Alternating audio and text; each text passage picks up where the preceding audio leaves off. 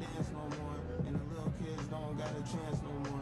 They ain't even trying to free the old man no more. One day it won't be no old man no more. Mr. Darn used to take the bus over from Halstead. Mr. Harper, I used to be so exhausted. The barbershop bustling bootleg lacrosse fits. Forget the DVDs, they trying to get that golf drip. Freckles by Focals and Kango hats. Spinning stories about blocks that they can't go back. Singing songs about the women that they can't hold back. They used to rub them on their hair that they can't grow back. Clippers buzzing, crying, grandbaby boy.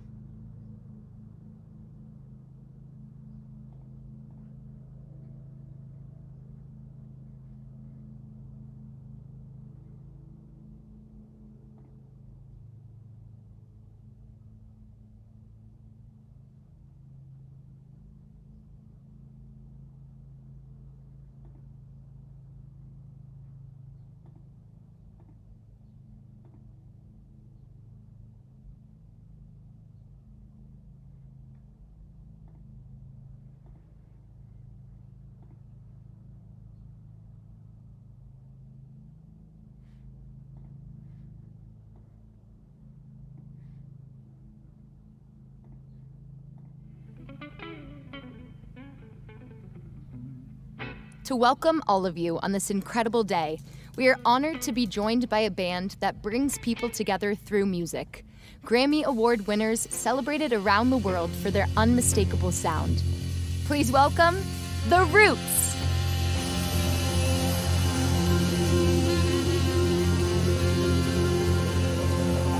Chi-Town. Yep.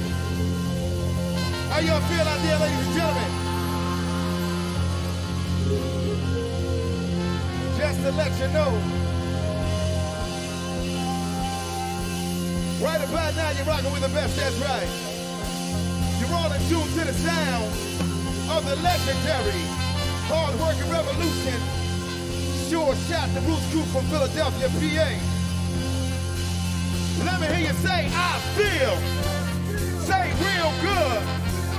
Say, I feel real good. Let me hear you say, turn it up. Say, turn it up. Say, louder. Come on, louder, y'all. Give.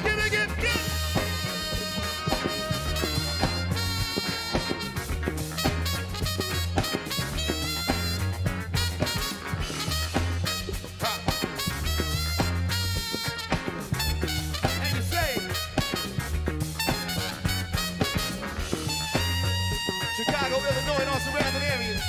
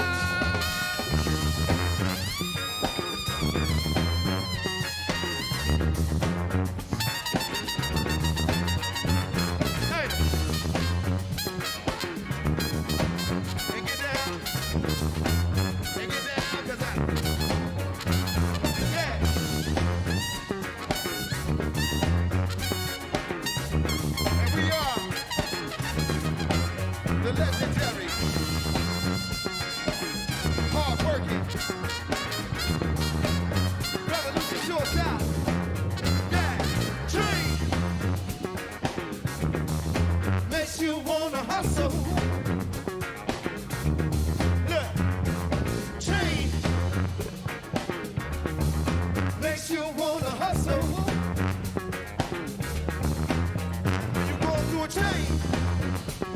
Look, makes you wanna hustle. The change makes you wanna hustle. Give it to me. Give it up then. Go on, give it, give it, give it, give it, give it, give it. Y'all better believe it, man. Hey, hey, and if you with a left, work, work, work, work, work, work, work. What's up?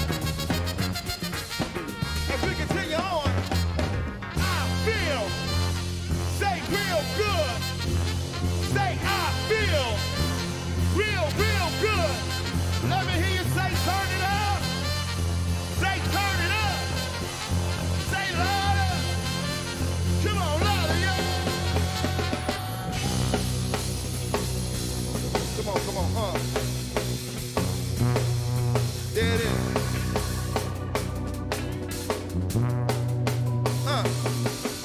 Sing. Yeah. Look, don't worry about it, don't worry about it, though. Girl, everybody know. Girl, everybody know how to be right. Yeah. Classic material. The legendary hard working. Baby. You are worried about where I've been on who I hey, look, don't worry about it, don't worry about it, though. Girl, everybody know. Girl, everybody know how to be right here, right here, right here. We ain't going nowhere, no way. Yeah, yeah, yeah.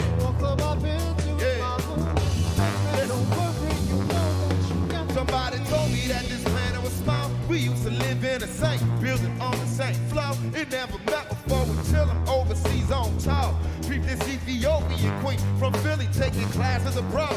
Studying film and photo flash, focus for color. She said she working on a flick, put my click through the skull. Listen, she loved my show in Paris, at least in my mouth. And said I stepped on stage and took a piece of her heart. We knew from the start, as things fall apart, they tend to shatter. She told me that didn't matter. When I get home, get at her, do let her phone or whatever. Let's link, let's get together. You think not?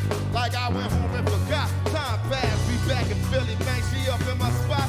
Telling me the things I'm telling her was making her hot. Saw the building with her constantly around the clock. She's in my world like hip hop. And Michelle and Barack. Come on, man. Yeah. Don't worry about it, don't worry about it, though. Girl, everybody know. Come on, everybody know how to be right here, right here, right here. I ain't going nowhere, no way. Yeah.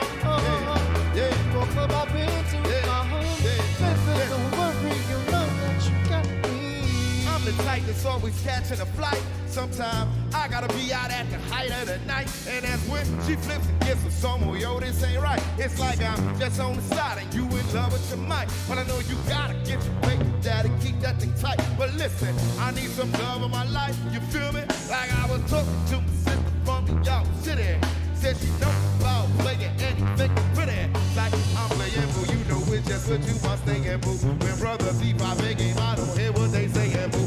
When you all out in the world, love you know I'm still your girl. All these classes, I really got a time for all in prep. When you sweating on stage, think of me when you rhyme. Don't be listening to your homies, they be leading you blind. I can trust her right, guess I'm a king for real. Listen, y'all know relationships get healed. She's still telling me, baby. Yeah. I don't know who I listen, look, don't worry about it, don't worry about it, though. Girl, everybody know. Girl, everybody know how to be right there, right there, right there. You are worried about I ain't going nowhere. I don't know who I talk about been to my home. Don't worry, you know that you got me. That snake will be that chicken, then I'd rather be that cold cat. Whispering, she trying to play you for the fool, black. Listen to something that's on your chest and just make that thing known. Cause I'm not every 5 minutes all up on the phone, love. The topic of trust is just a big matter of fact. People, they be biting back. Trying to fact it wasn't that ever be. I'm not on some look, I'm a celebrity. I deal with that real, and if it's artificial, let it be. I see people caught in love like whirlwinds, listening to these bars, dealing with girlfriends. That's exactly the spot. They whole world in lies come in. That's where that drama begins. Where she like, ladies and gentlemen from Brooklyn, New York, please put your hands together this morning for Captain Kirk. Kirk Douglas on guitar right now. Big round of applause.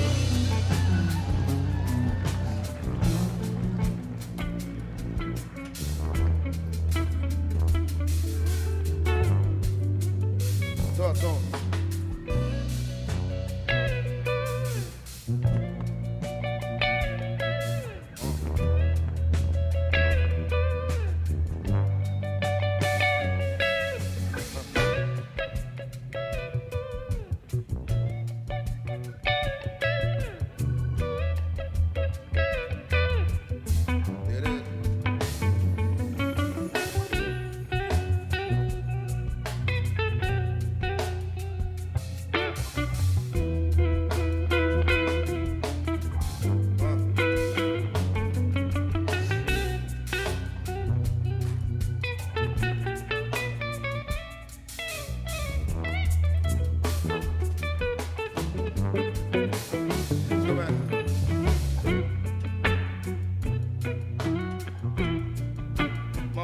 Playing tricks on me. My mind's playing tricks on me.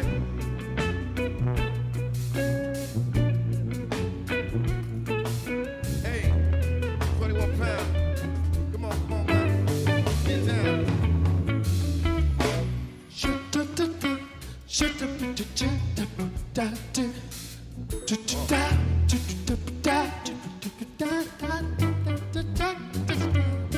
Talk to him.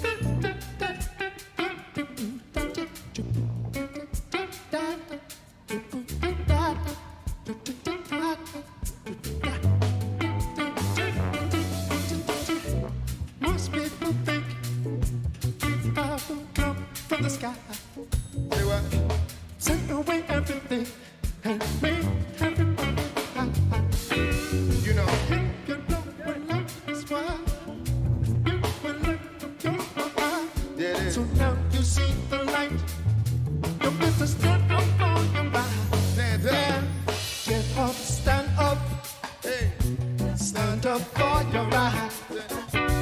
Get up, stand up. Don't give up the fight. Yeah. Get up, stand up. Stand up. Stand up for your right. Yeah. Get up, stand up. Don't give up the fight. Warrior. Warrior.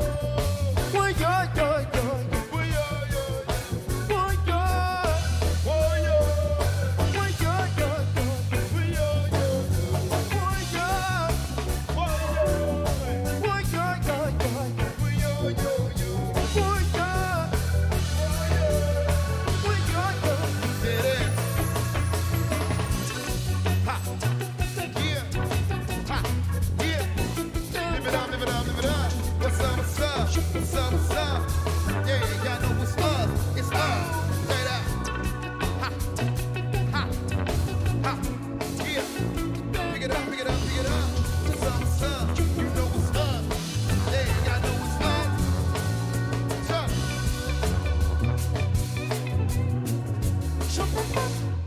One more time.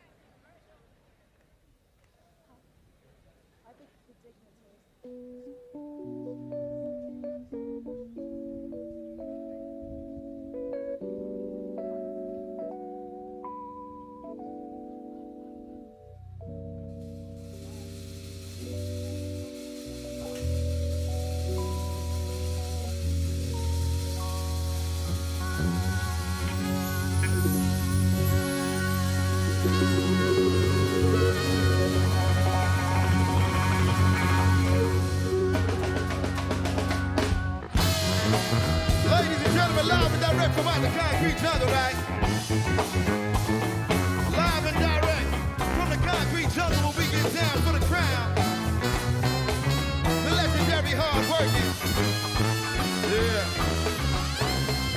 Get down, get down. Get down, get down. Get down, get down. Get down, get down. Get down, get down. Get down, get down. Get down, get down. Yeah. Get up. And you say, Illinois, what's up?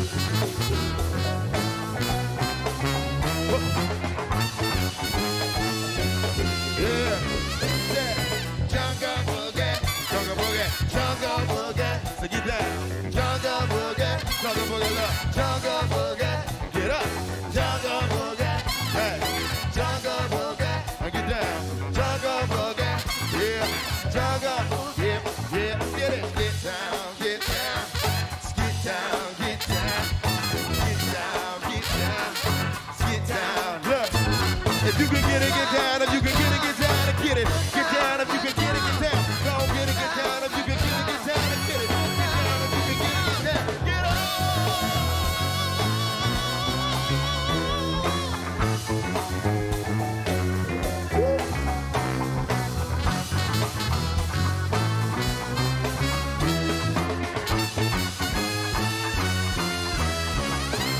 Let's go.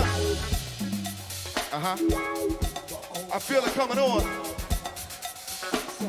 Look, say like this right here. Look. Mama say, mama sa, mama makusa. Mama say, mama sa, mama makusa. Mama say, mama sa, mama makusa. Mama say, mama sa, mama makusa.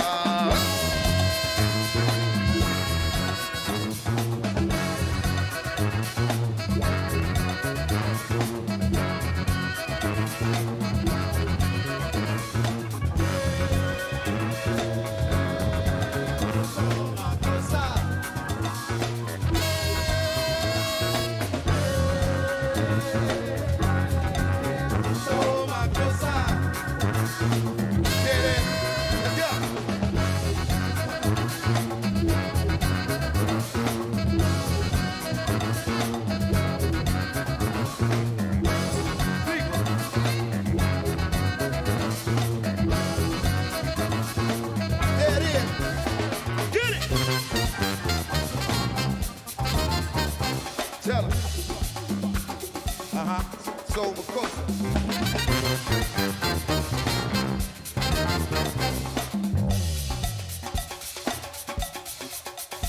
Let's go.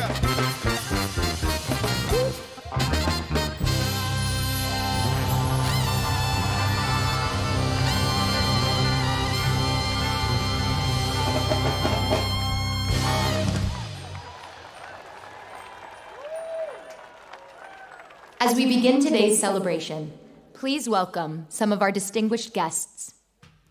His Excellency, Senator Matteo Renzi, former Prime Minister of Italy.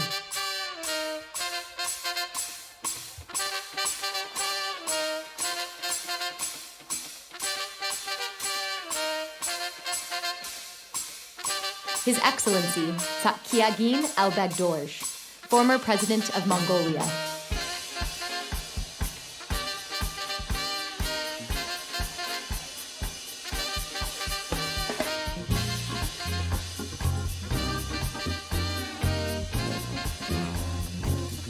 The Right Honourable Justin Trudeau, former Prime Minister of Canada.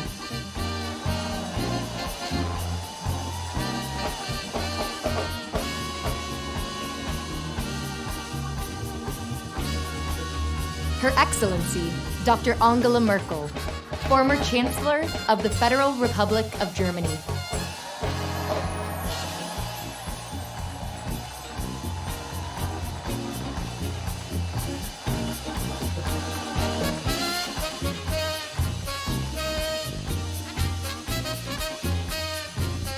And Vice President Kamala D. Harris and Mr. Douglas Emhoff.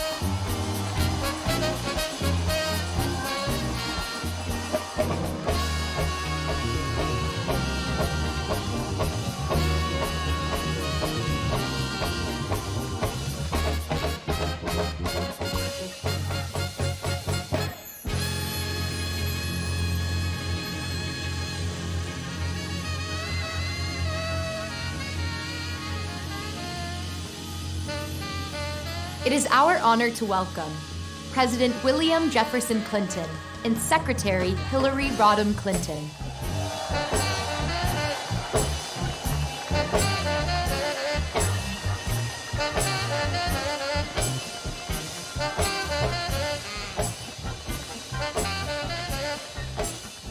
President George W. Bush and Mrs. Laura Bush.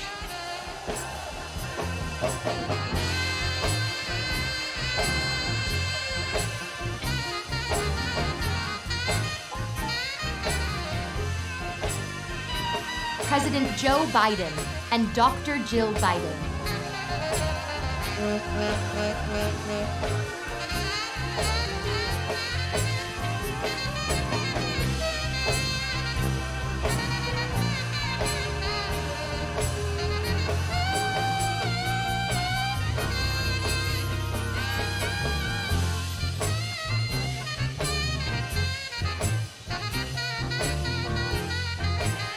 And now, please welcome former First Lady Michelle Obama, Malia and Sasha Obama, and our 44th President of the United States, President Barack Obama.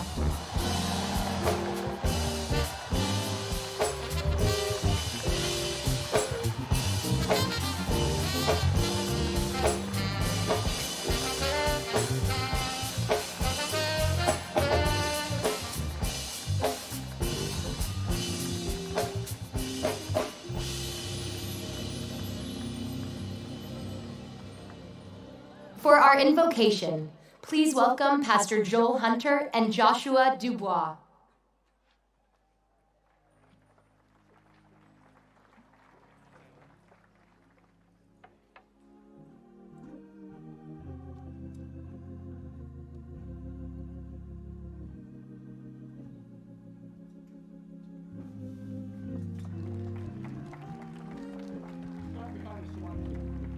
Sorry. If you're a praying person, would you pray with us? Gracious God, we bow our heads in gratitude on this holy ground.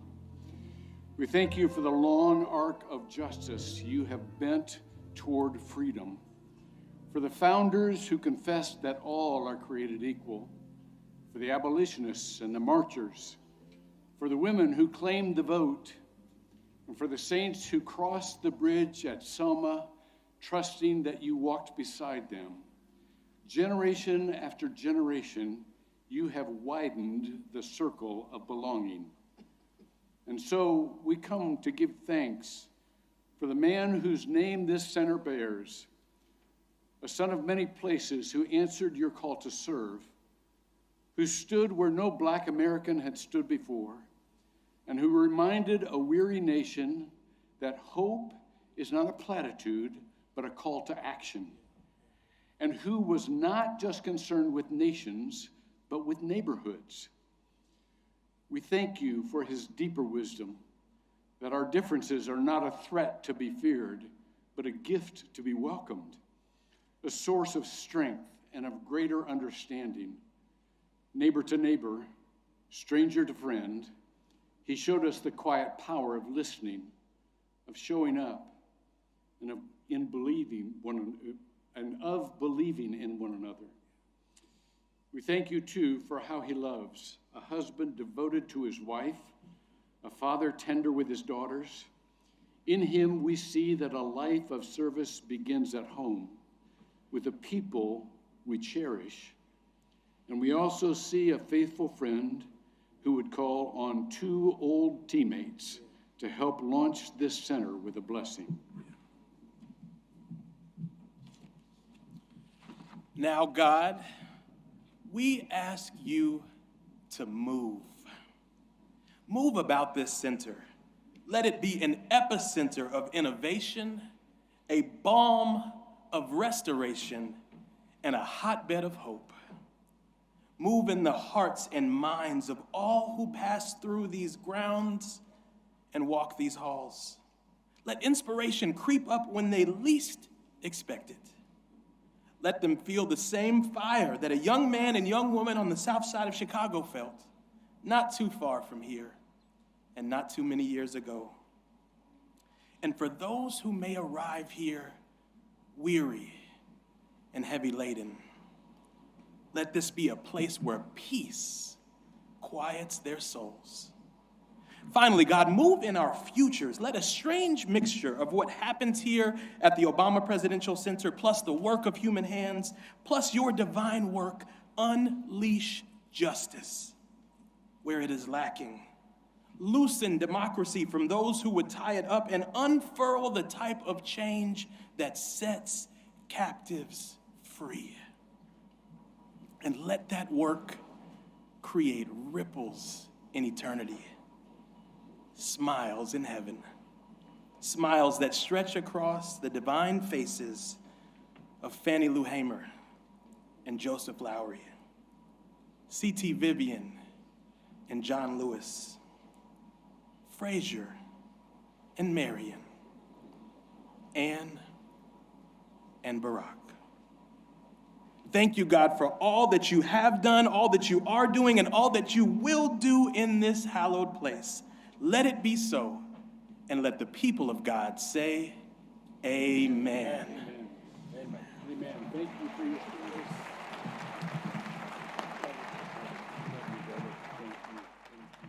Please stand for our presentation of colors by the Illinois Color Guard, followed by the national anthem.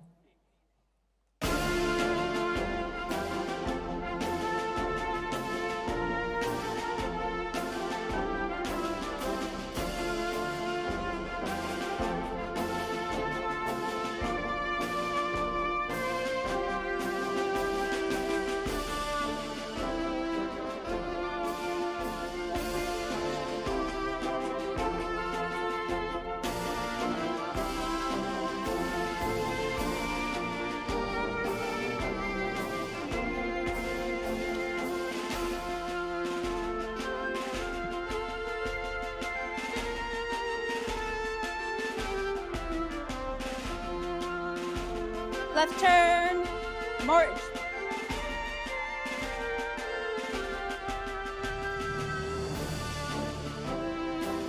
Color guard, halt.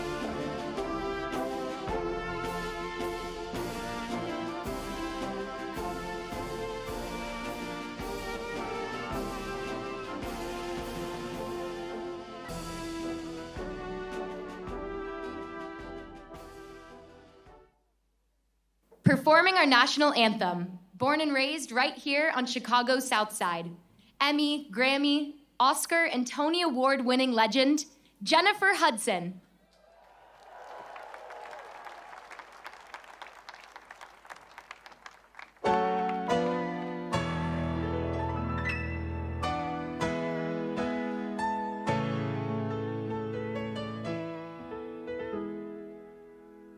Oh, say, can you see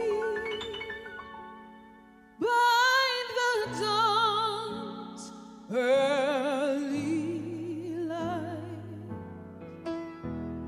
what so proudly we held at the twilight's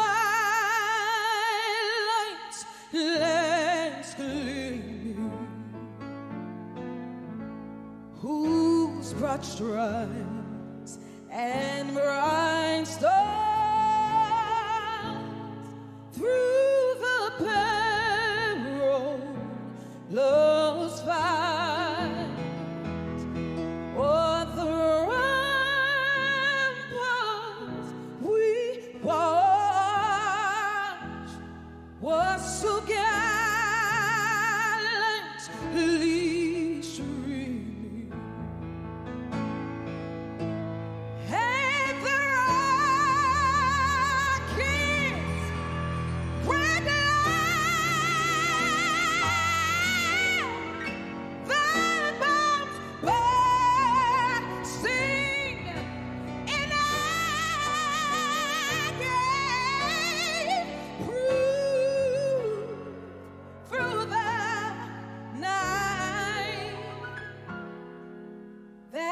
flag was still there.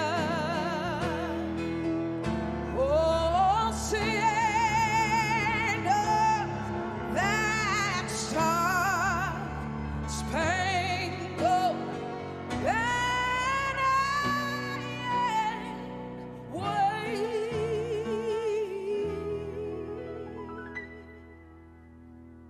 o'er the land and of the free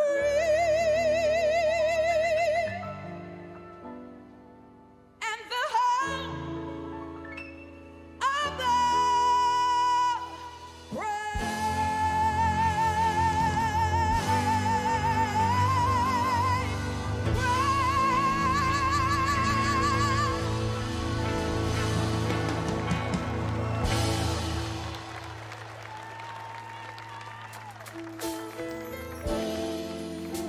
It is such an honor to be here on today. I want to say congratulations, President Obama. Your legacy will continue to live on.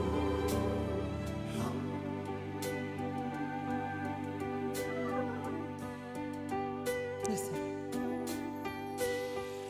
To dream the impossible dream, to fight the unbeatable foe, to bear with unbearable sorrow,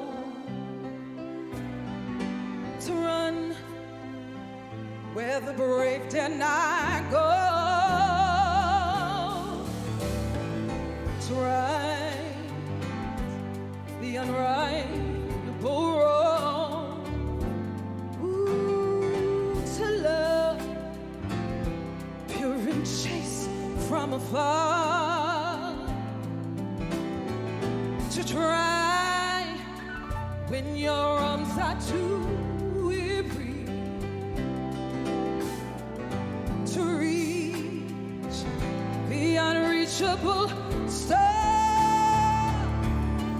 This is my quest, to follow that star, no matter how hopeless, no matter how far, to fight for the right without question apart, to be willing to march into hell for that heavenly call. And I know if I'd only be true to that glorious quest, that my heart will like peace full and calm when I'm laid to my rest. My rest. And the world would be better for this than was it, scorned and covered with scars, still strong with his lessons courage to reach the unreachable star, to win no matter how far. I still believe in the impossible, the unbeatable, the unreachable.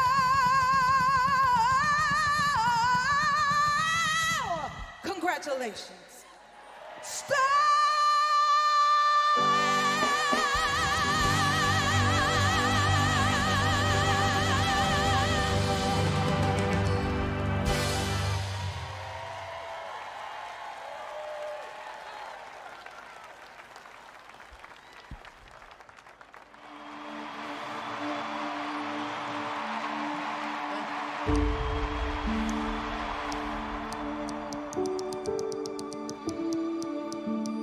Our story begins on the south side of Chicago. For me, it was here that hope took root. It's where I started knocking on doors, where I learned to listen and found my voice, where I fell in love with Michelle and built a family, and a community, and a home. From this place, our circle and our aspirations grew. Because the story of the South Side has always been a story of possibility. And now, we start writing a new chapter.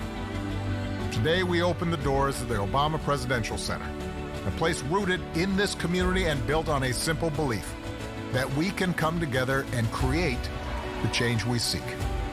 We. It's the single most powerful word in a democracy. We the people. We shall overcome. All things are possible. Yes, we can. We includes everyone, and this place does too. 19 acres in the heart of Jackson Park, where people can get inspired, where leaders get amplified, where you can connect with folks who live down the street or across an ocean. Here you can do more than reflect on change, you can become it. That's what the South Side taught us. It's what we taught our girls, what generations have passed down to their kids. That progress isn't bestowed from on high. It grows from the ground up. With hard work and courage and faith in each other. We've proven it before. Now let's do it again. Together.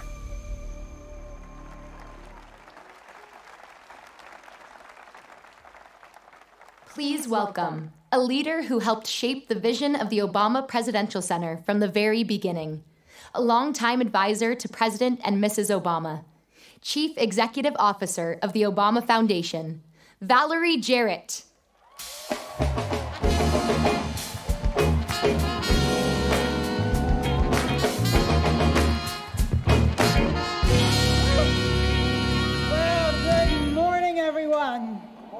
Good morning to all of you who are here in Chicago, who traveled from near and far. Oh my goodness, you're here to celebrate with us, and many of you came through some pretty atrocious weather. And to everyone watching from home, this is a glorious day, and it is for all of you, and the sun is out. So we want you to enjoy the moment. Yes. I am thrilled to officially welcome you to the opening of the Obama Presidential Center.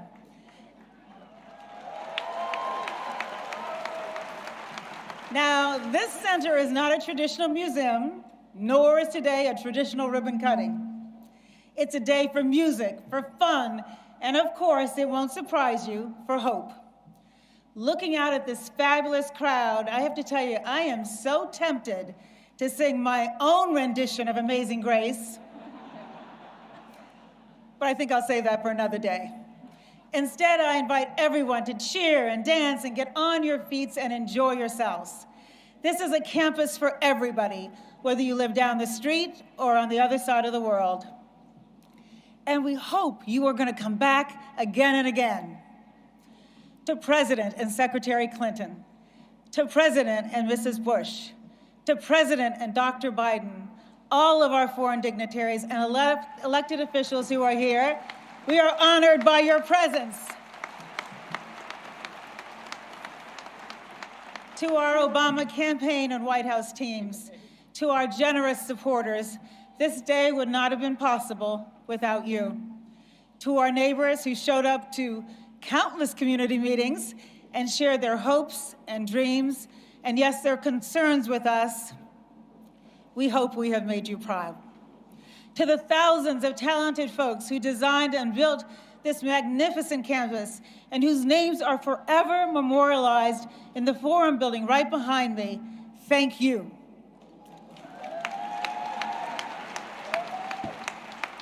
To our board of directors, Marty Nesbitt, our chairman, all of the members of the board who provided exceptional oversight and guidance and support, and to my amazing team, whose dedication and commitment to excellence have made our programs, the center, and this celebration all exceptional. Thank you. We'd also like to take a moment to recognize the original inhabitants of the land upon which we are gathered today. We honor the Anishinaabe, the Council of Three Fires, the Ojibwe, the Odawa, and the Potawatomi nations.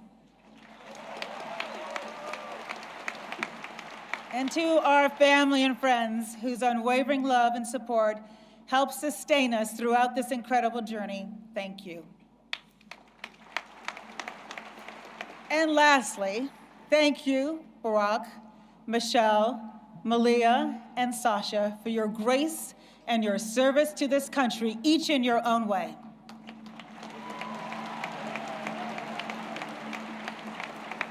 So I grew up on the south side of Chicago, riding my bike right through Jackson Park. This community is home to me, and it is home to the Obamas. I first met Michelle and Barack 35 years ago. They were engaged to be married. Malia and Sasha were a glimmer in their eyes, and they were just beginning their careers. They didn't know what path their lives would take, but they were both committed to a life of service. They were two very young and talented people who wanted to leave the world a little better than they found it. Now, a lot has obviously changed since then, and I'm not just talking about Barack's hair color. Sorry about that. But I'll tell you what has not changed. What hasn't changed is Barack and Michelle's devotion to family and friends, their values, some of the same values we teach our young leaders: integrity, courage, imagination, resilience, and yes, empathy. And their unmistakable belief, their unshakable belief that to whom much is given, much is expected.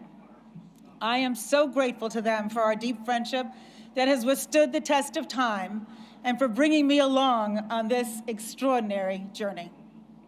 Now, of course, that history wasn't made by the Obamas alone.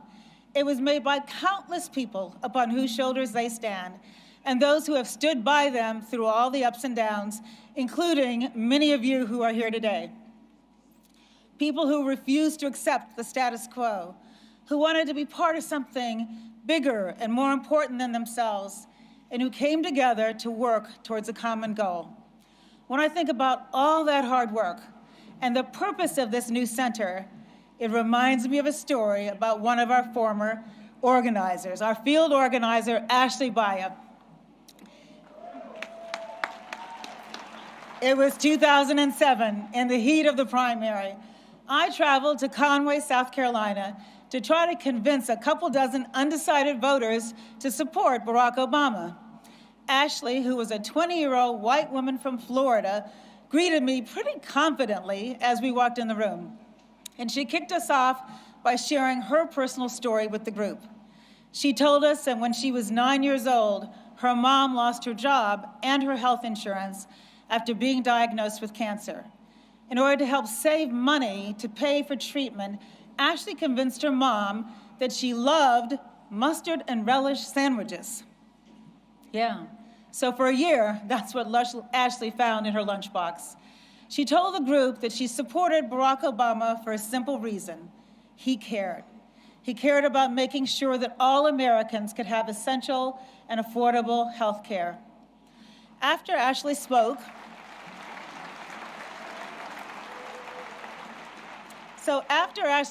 we went around the room and each person talked about what they were there for, what they cared about. They wanted to hear about all kinds of things that the senator was proposing: his plans to create jobs, help veterans, save the environment. Then, about 2/3 of the way around the room, an older black gentleman said, rather matter-of-factly, "You know, I'm not here to listen to what you have to say about any particular issue. I'm here because of Ashley. I know her, I trust her, and because of her, Barack Obama has my vote." Ashley's here today. Where are you, Ashley?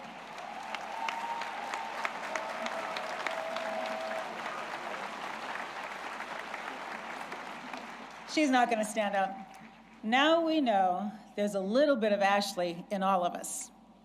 Real change is not predestined, nor does it happen simply because of someone's title or station or status.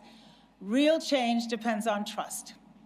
The kind of trust that was built between a young white woman from Florida and an older black man from South Carolina. That's what Barack's campaigns were all about. That's what Barack and Michelle's 8 years in the White House were all about.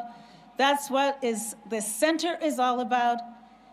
This is not a monument to the Obamas, you guys. This is a tribute to all those who made their journey possible.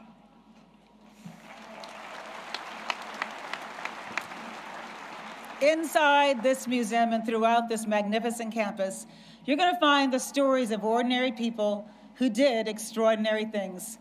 Stories that show the inevitable zig and zag of our efforts to perfect this nation, but that nonetheless paved the way for Barack Obama's presidency and everything achieved during his 8 years in office. This center is also a challenge to the next generation of changemakers because our work is never done. In the words inscribed on the outside of the museum building, we each have the glorious task of continuing to improve this great nation of ours. This center may be named for the Obamas, but it is built for you. So let's celebrate. There are thousands of people enjoying themselves right now on the Midway. So let's check in with our host who's in the middle of the action. Yeah, she's an actor, a producer, and one of the most influential voices of her generation. Marseille Martin. Take it over, Marseille. Hello, y'all. Back at the plaza. Hi, Valerie. Thank you, everyone. And yes, I sure am in the middle of the action. The crowd is electric over here. Make some noise. I feel like a whole cookout over here. We got the food truck. Music was going, the lawn chairs. We are having so much fun. I also have a bunch of amazing people over here that I would love to talk to because they have incredible stories. Now, okay, we'll start with you guys. What is y'all's names and where y'all came from? Nadej. I live here, but I'm originally from Congo. Nice, nice. My name is Claudia, and I just came all the way from Africa yesterday for this event. Shout out to that! Wait, how long was that flight? I took a first flight that was 6,000 miles, and the second one 4,000 miles, so in total to 10,000. That is incredible. Now, why was it so important for you to come to this event? Because I had the incredible story. That was in 2008. I was studying journalism in Harvard.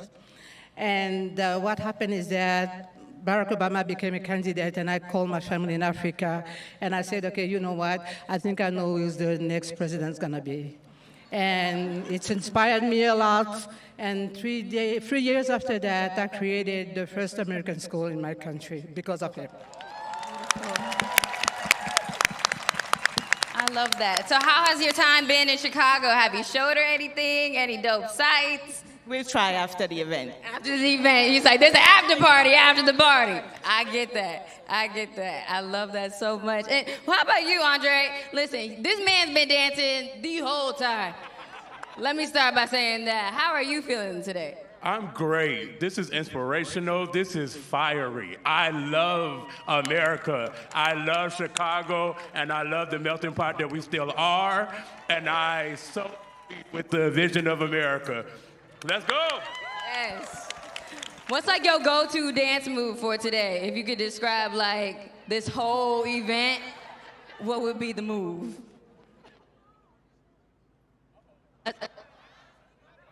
Uh-oh. Okay, just a... Oh, hey, we can do a little bit of that, okay. Well, listen, we are having so much fun over here at the Midway. Keep up the spirit because history is happening right now. Looking forward to talking to a few more people in a little bit. Now back to you, Valerie.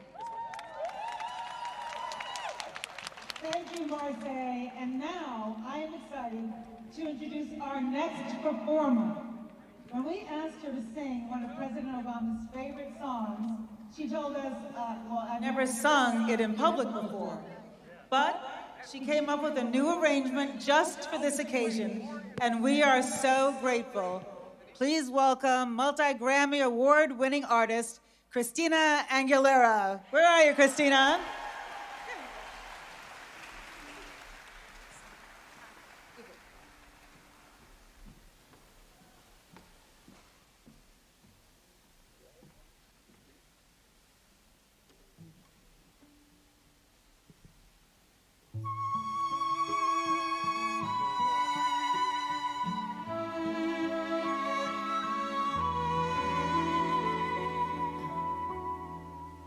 See trees of green, red roses too.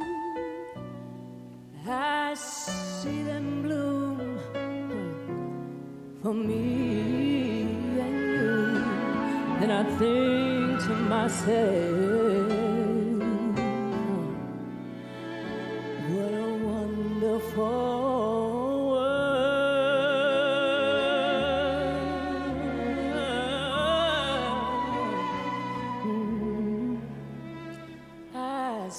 skies of blue and clouds of white, the bright, blessed day, the dark, sacred night, and I think to myself, what a wonderful world.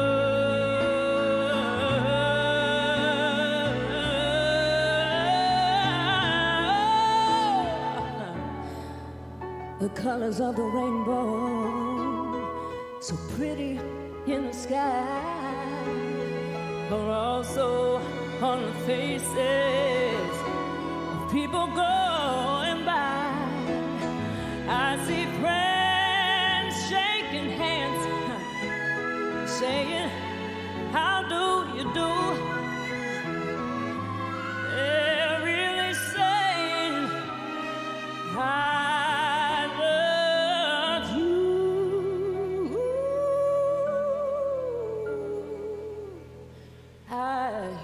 babies cry. Now watch them grow. They'll learn so much more than I'll ever know. And I think to myself, what a wonderful world.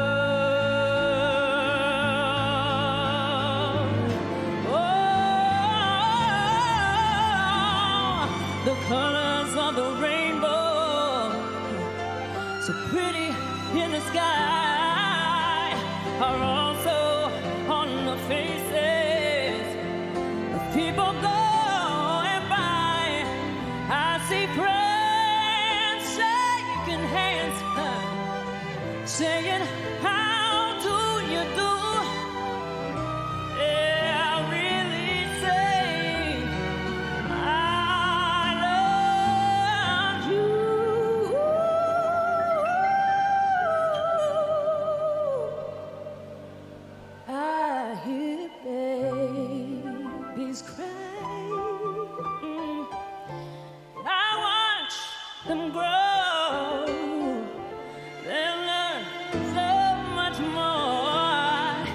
Than I'll ever know. And I think to myself, what a wonderful world.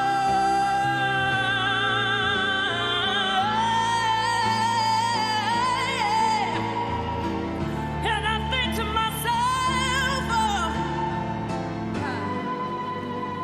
hey, what a wonderful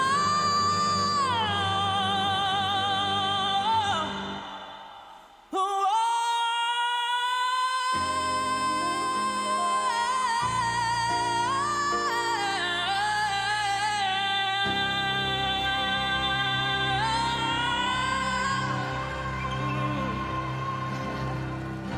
Thank you so much. Congratulations, President Obama and Michelle.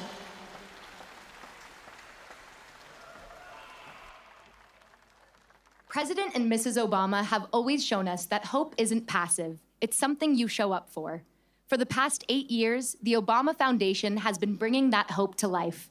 Now, see the mission in action. Leaders emerge every day. In classrooms, in neighborhoods, in communities across continents. A whole generation is already shaping what comes next. We are reporting live from Rio. Welcome to Greece. From Africa, Europe, and the Welcome to Chicago. I'm in Antarctica. For over a decade, the Obama Foundation has created opportunities for young people to realize their ability to change their world. Young people like our boys and young men of color in the My Brother's Keeper program, created by President Obama in the wake of the death of Trayvon Martin. Boys who dream big and whose growth we can nurture because their success is our success. We had to be able to say to them, you matter, and we are going to make sure that you have the opportunities and chances to move forward. My Brother's Keeper is definitely the support that helps us catapult our young men into greatness. The Girls Opportunity Alliance, founded by Michelle Obama, supports grassroots leaders and organizations working to educate and empower adolescent girls around the world. By telling our own story from our perspectives, that's how we're going to change the narrative. That's how we're going to shift the way that we're seen in the world. When girls get the opportunity they deserve, we all benefit. And the Obama Foundation's Global Leadership Programs, where emerging leaders in the United States and around the world are building community and learning skills to take on the defining challenges of our time.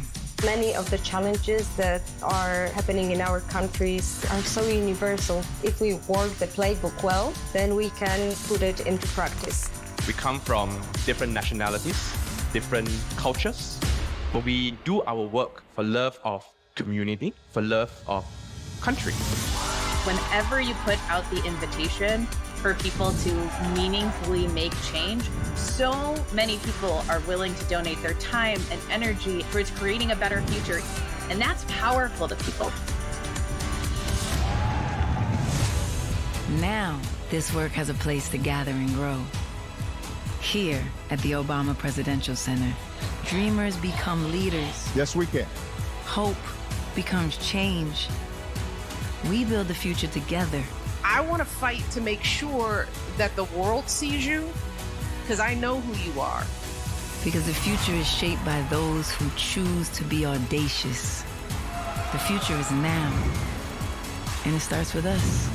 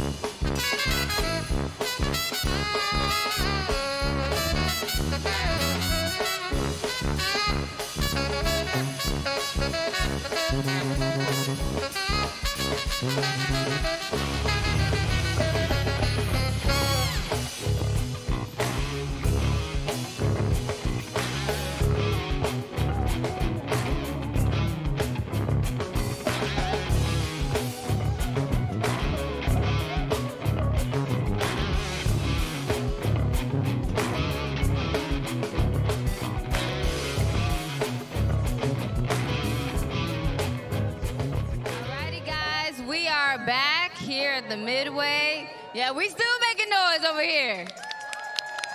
We chilling. We see y'all at the plaza with y'all church fans. We gonna need some of those. Someone bring some over here.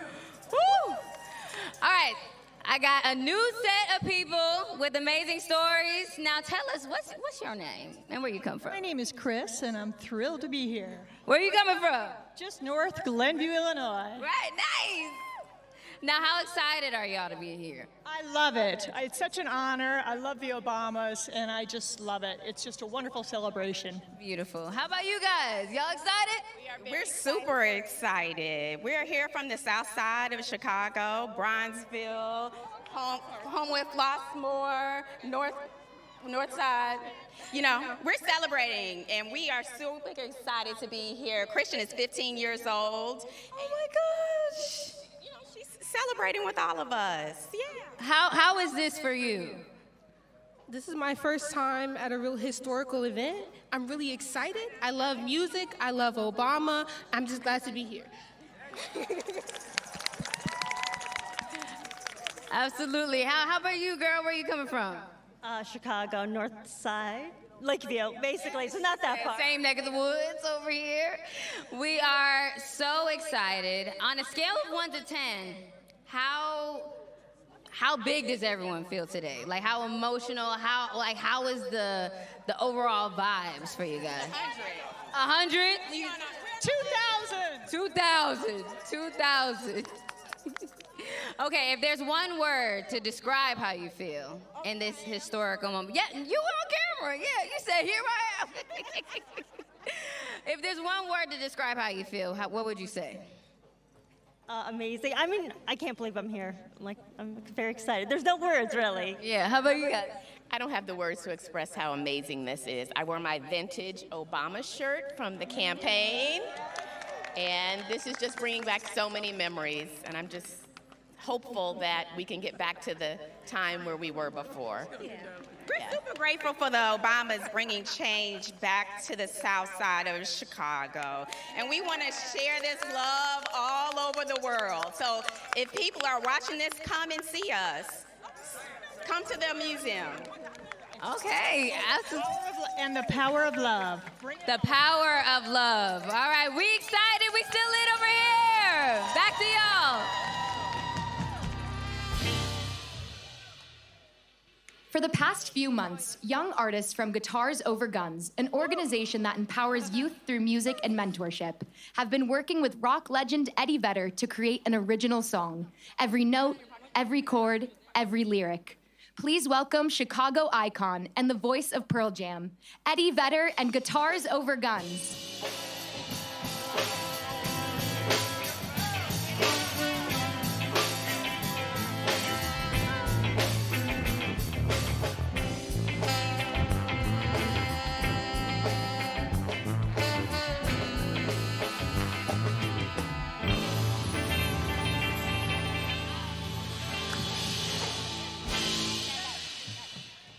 Well, hello, and what an honor to be here. What an honor for all of us to be here on this day. Let me quick introduce you to the band. On lead guitar, 12 years old, this is Issa. Vocals, all 13 years old, we got Joy, Naomi, and Giselle. On more vocals, we got Mason, 13, a veteran of the program, Maisky, he's 20. We have some mentors from the program helping out. That's Jeremiah, Michael, and our leader, Andre. On the bass guitar, the amazing Aiden, 13. And at the ripe old age of 14, we have Cassidy on the drum kit. Now, President Obama was aware that I would be playing music with young musicians from the neighborhood. But when he heard we were writing an original piece, a song just for the occasion, he said, that might be a lot of work. And as usual, he was right. But it's been great work, and it's everything the center stands for. It's inclusivity, it's access to resources, it's mentorship and opportunity. So we thank you for this opportunity. The song is called Better Believe, and I start it, but is everybody ready? Yes. Let's go. It goes like this.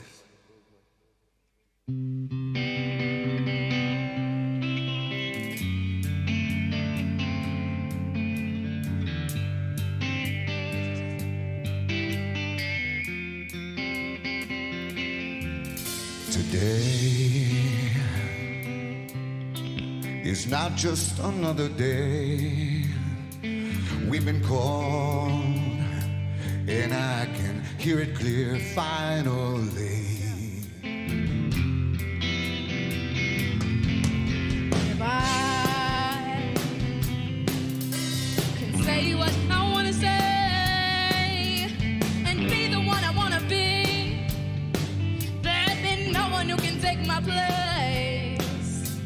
People had days where we could not find our fate, but all of that searching is what led us all here today. You better believe, We'll rise believe up. what you see. After it's all said and done, Take trouble. we all can agree our time is not up. We'll fly to the stars after it's all said and done. You better believe, believe in me, believe in me.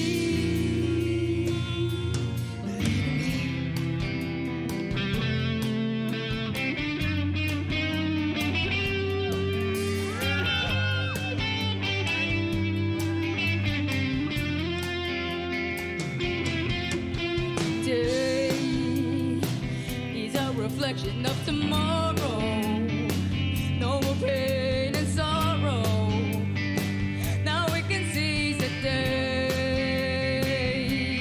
Being on your own, it can be lonely sometimes, but we have to find a way to make it through the rain. Ooh, rainy days. You better believe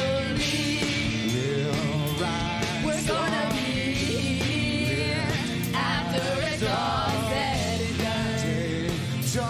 We all can agree our time is not lost. We'll fly through the stars after it's all said and done. You better believe, believe in me, believe in me.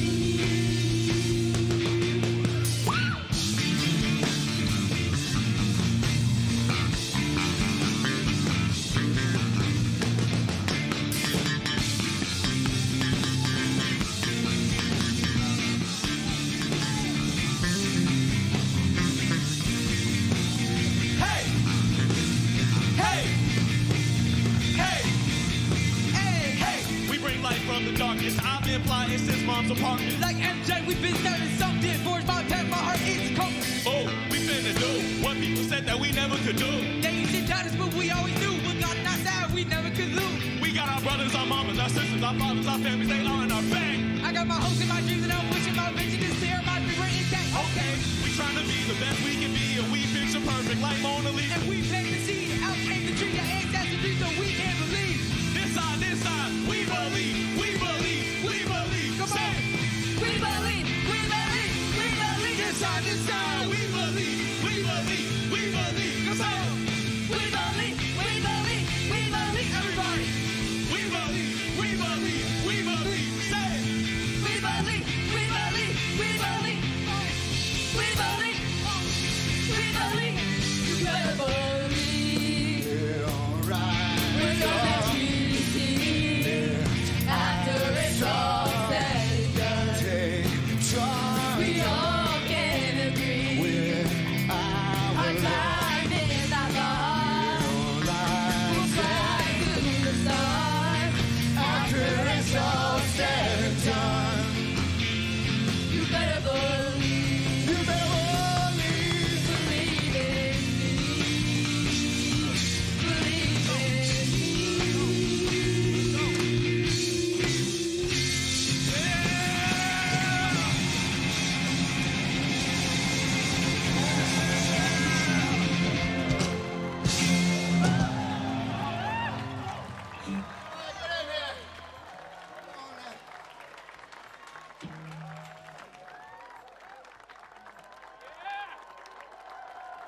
He's an entrepreneur, innovator, and a driving force to make the Obama Presidential Center a reality. A longtime friend of the Obama family, chair of the Obama Foundation Board, Marty Nesbitt.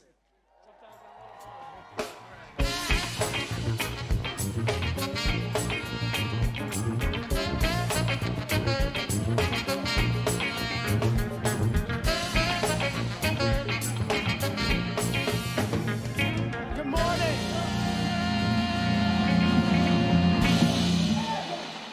I love that tan suit. How y'all like my tan suit?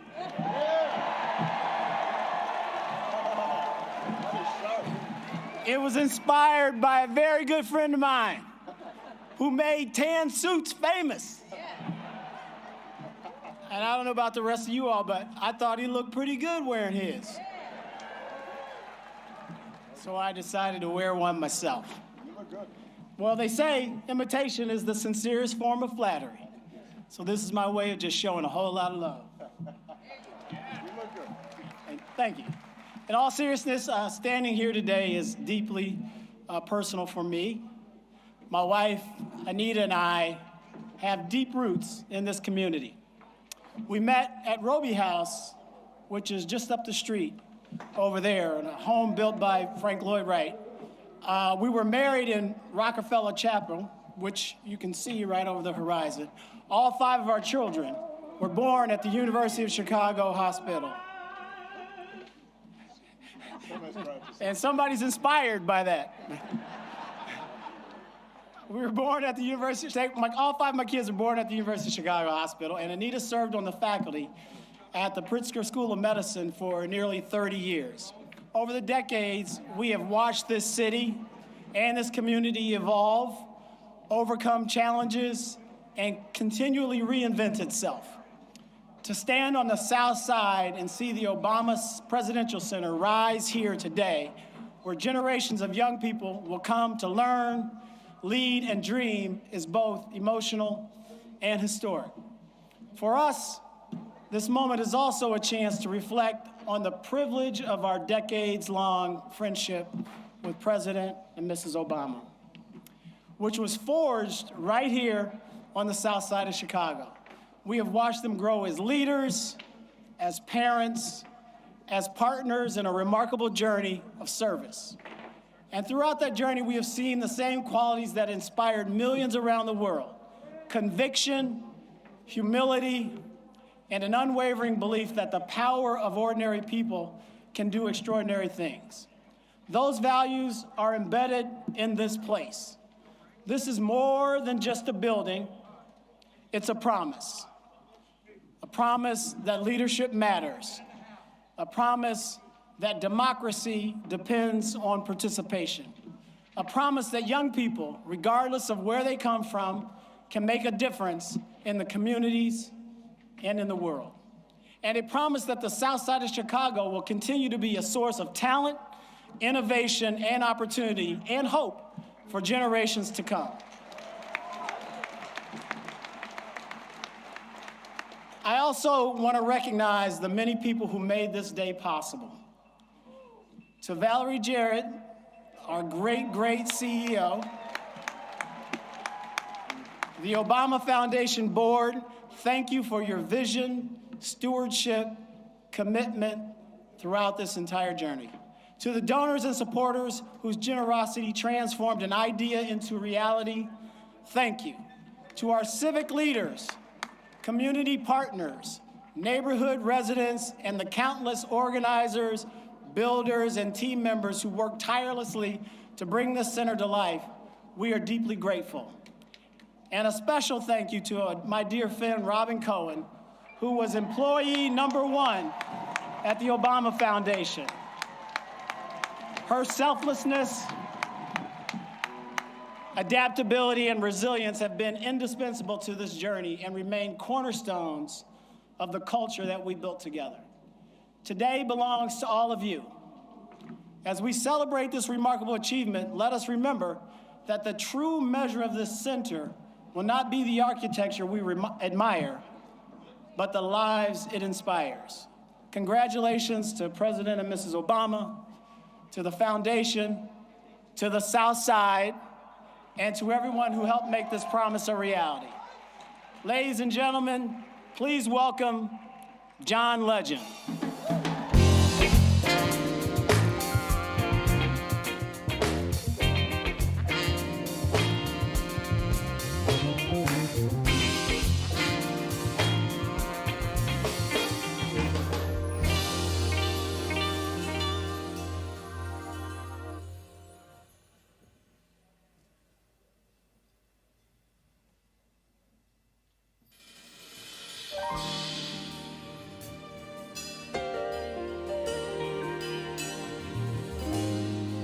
From Chicago's own Donny Hathaway.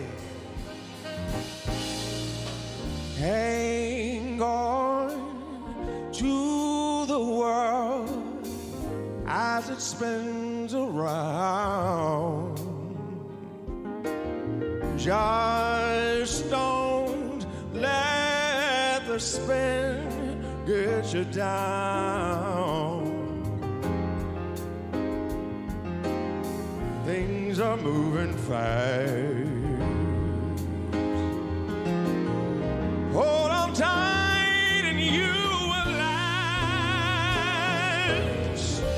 Keep yourself, respect your manly pride. Get yourself in gear. Keep your stride. Never mind your fears. Brighter days will soon be here. Take it from me, someday we'll all be free.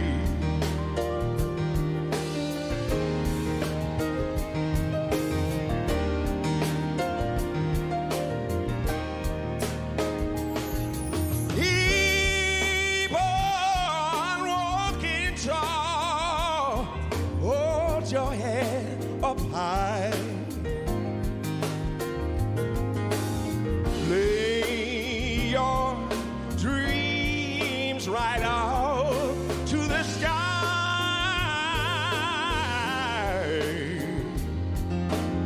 Sing your greatest song.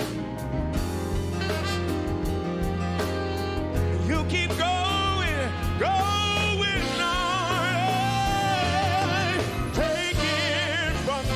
Someday we'll all be free. Yeah, yeah. Just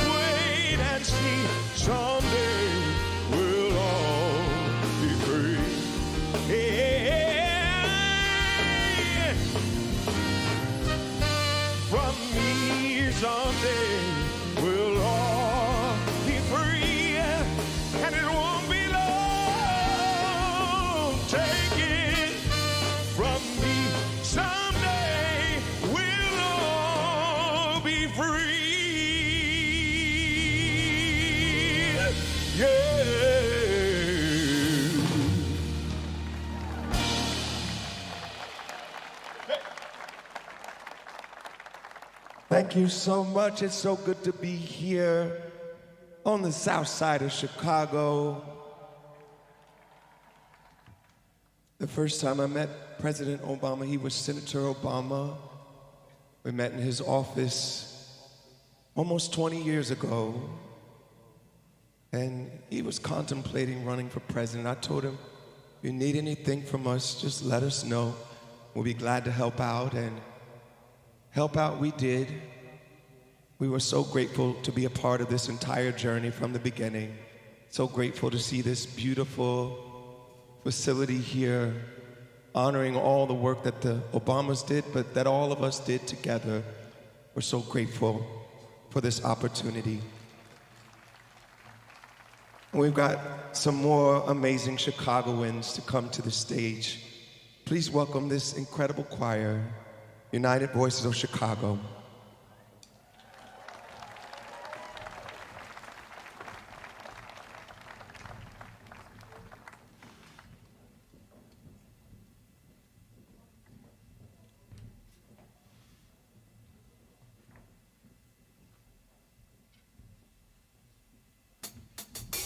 One day, when the glory comes, it will be ours, it will be ours. Oh, one day, when the war is won, we will be sure, we will be sure. Oh, glory.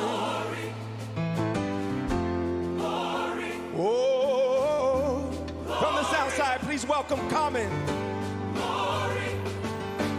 Hands to the heavens, no man, no weapon formed against us, glorious destiny. Everyday women and men become legends. Sins that go against our skin become blessings. The movement is a rhythm to us. Freedom is like religion to us. Justice is juxtaposition in us. Justice for all just ain't specific enough. One son died, the spirit is revisiting us. True and living in us. Resistance is us. That's why Rosa sat on the bus. That's why we walk through Chi-Town with our hands up. When it go down, we woman and man up. They say stay down, and we stand up. Shots, we on the ground, the camera panned up. King pointed to the mountaintop, and we ran up. One day, when the glory comes, it will be ours. It's ours. It will be ours. The glory is ours, Chicago. One day, America, when the war is won, the world, we will be sure. So sure. We will be sure. Oh, glory. Glory. Oh.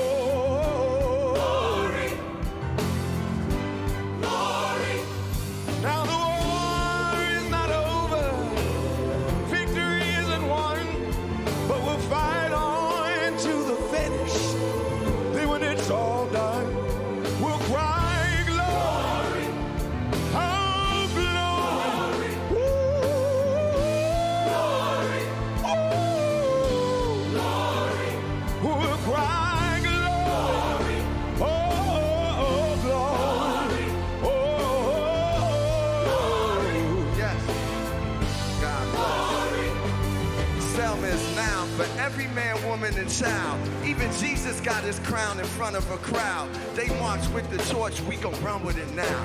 Never look back, we done gone hundreds of miles. From dark roads, heroes, to become a hero. Facing a league of justice, his power was the people. Enemy is lethal, a king became regal. Saw the face of Jim Crow under a bald ego. The biggest weapon is to stay peaceful. We sing, our music is the cuts that we bleed through. Somewhere in a dream he had an epiphany. Now we right the wrongs in history. No one can win the war individually. It takes the wisdom of the elders, young people's energy. Welcome to the story we call victory. The coming of the Lord, my eyes have seen the glory. One day, when the glory comes, one day, it will be ours. It's ours. It will be ours. To the Obamas, the glory is ours. One day, the Obama Center. When the war is won, war, yes, we will be sure. So sure. We will be sure. Oh, to God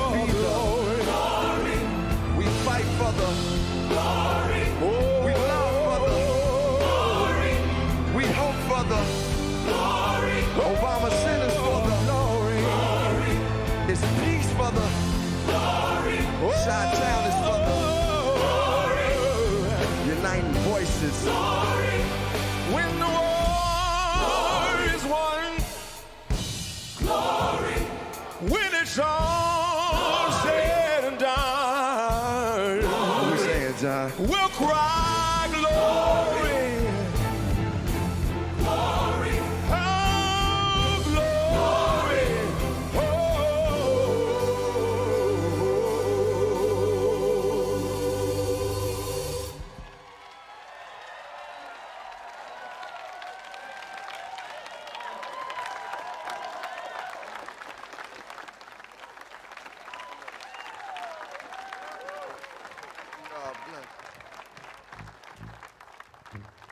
The Girls Opportunity Alliance helped her reach for her dreams. Growing up just down the block, this aspiring filmmaker is now shaping the stories of tomorrow.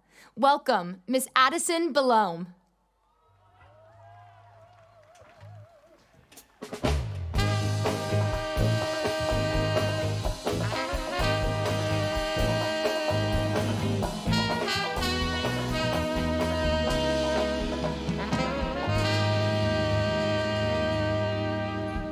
Good afternoon, everyone. My name is Addison Belome. I'm a film director, a rising sophomore at the University of Southern California School of Cinematic Arts. And most importantly, I was born and raised right here on the south side of Chicago. Being here today as a presenter at the Obama Presidential Center is a tremendous honor. Standing on this stage feels a bit like deja vu. My mind goes back to my sophomore year at Lindblom Math and Science Academy in Inglewood. Swoop, swoop.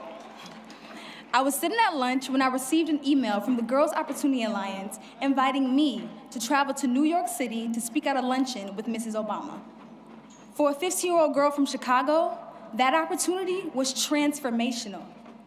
It showed me that my voice mattered and that my dreams were worth pursuing. First Lady Michelle Obama is living proof that when you're a black girl from the south side of Chicago, there is no limit to what you can achieve.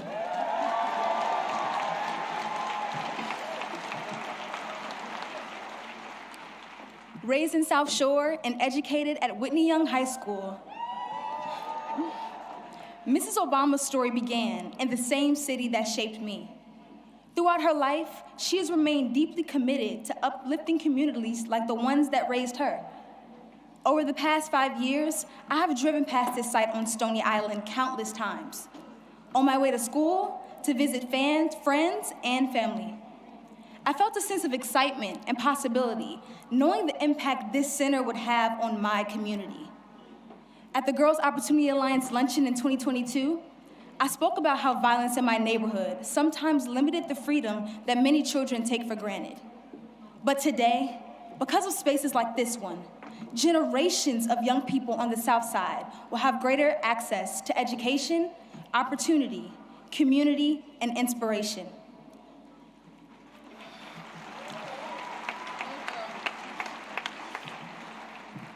This center stands as a reminder that our neighborhoods are worthy of investment. Our stories are worthy of being told, and our young people are worthy of every opportunity to dream bigger.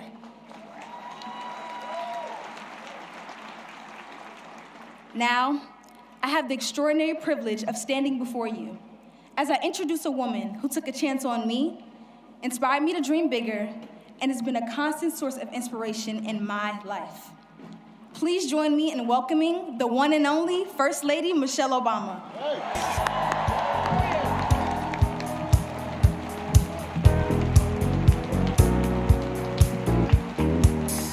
You made my soul a burning fire. Oh,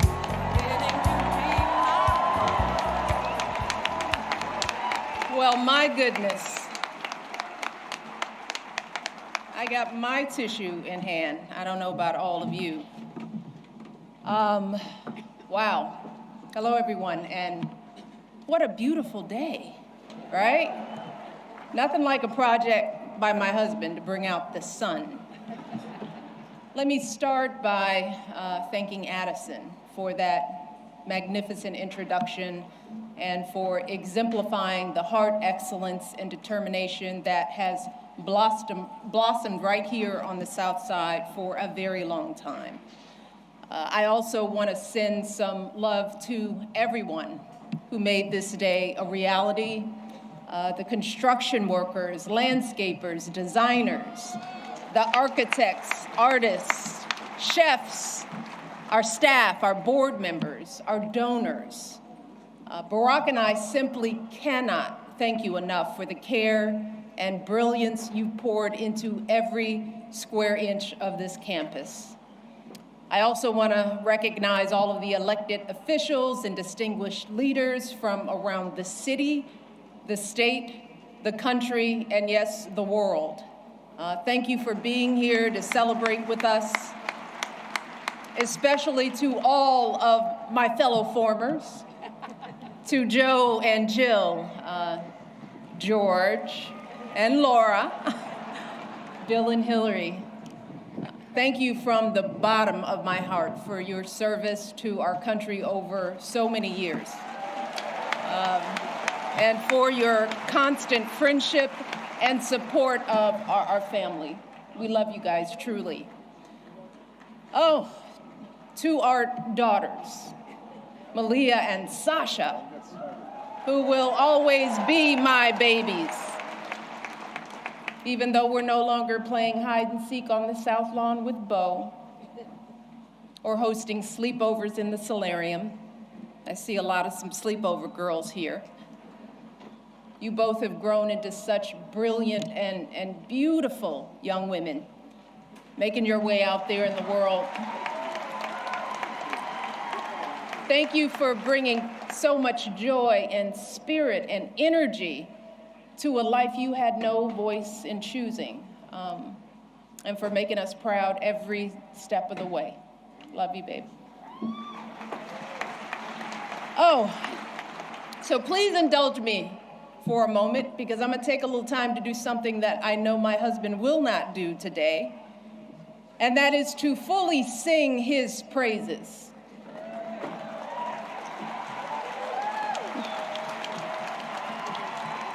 Barack, you gotta look at me.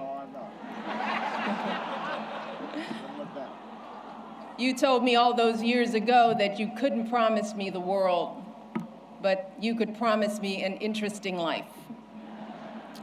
And of course, you outdid yourself and managed to give me both. I know it hasn't always been easy, but there hasn't been a single second through this experience that standing by your side hasn't left me in awe. 8 years in the crucible, and not once did you melt from the heat. Not once did you let it harden you.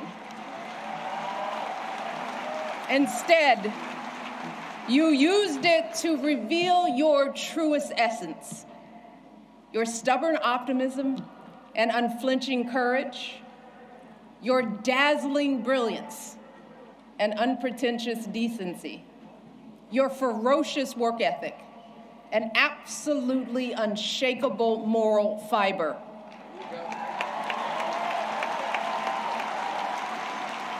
And to do it all as a first, and the higher standard that comes with all that, the claims that a US senator and constitutional law expert wasn't qualified for the job, the lies about your birthright, your faith, your patriotism, the outrage when you stated the biological fact that if you'd had a son, that he too would be black.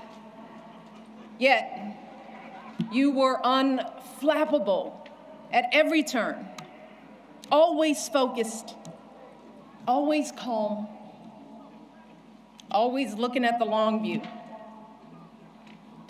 How absurd it is to even imagine that you might have buckled under the pressure even once, lashed out in frustration, lost your temper. How absurd it is to imagine that you might have done anything but make our family and this entire country proud.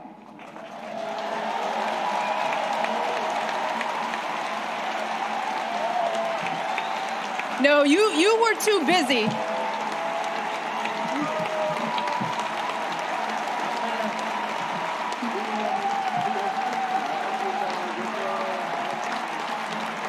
I'm not done, y'all. Not done. So much to say.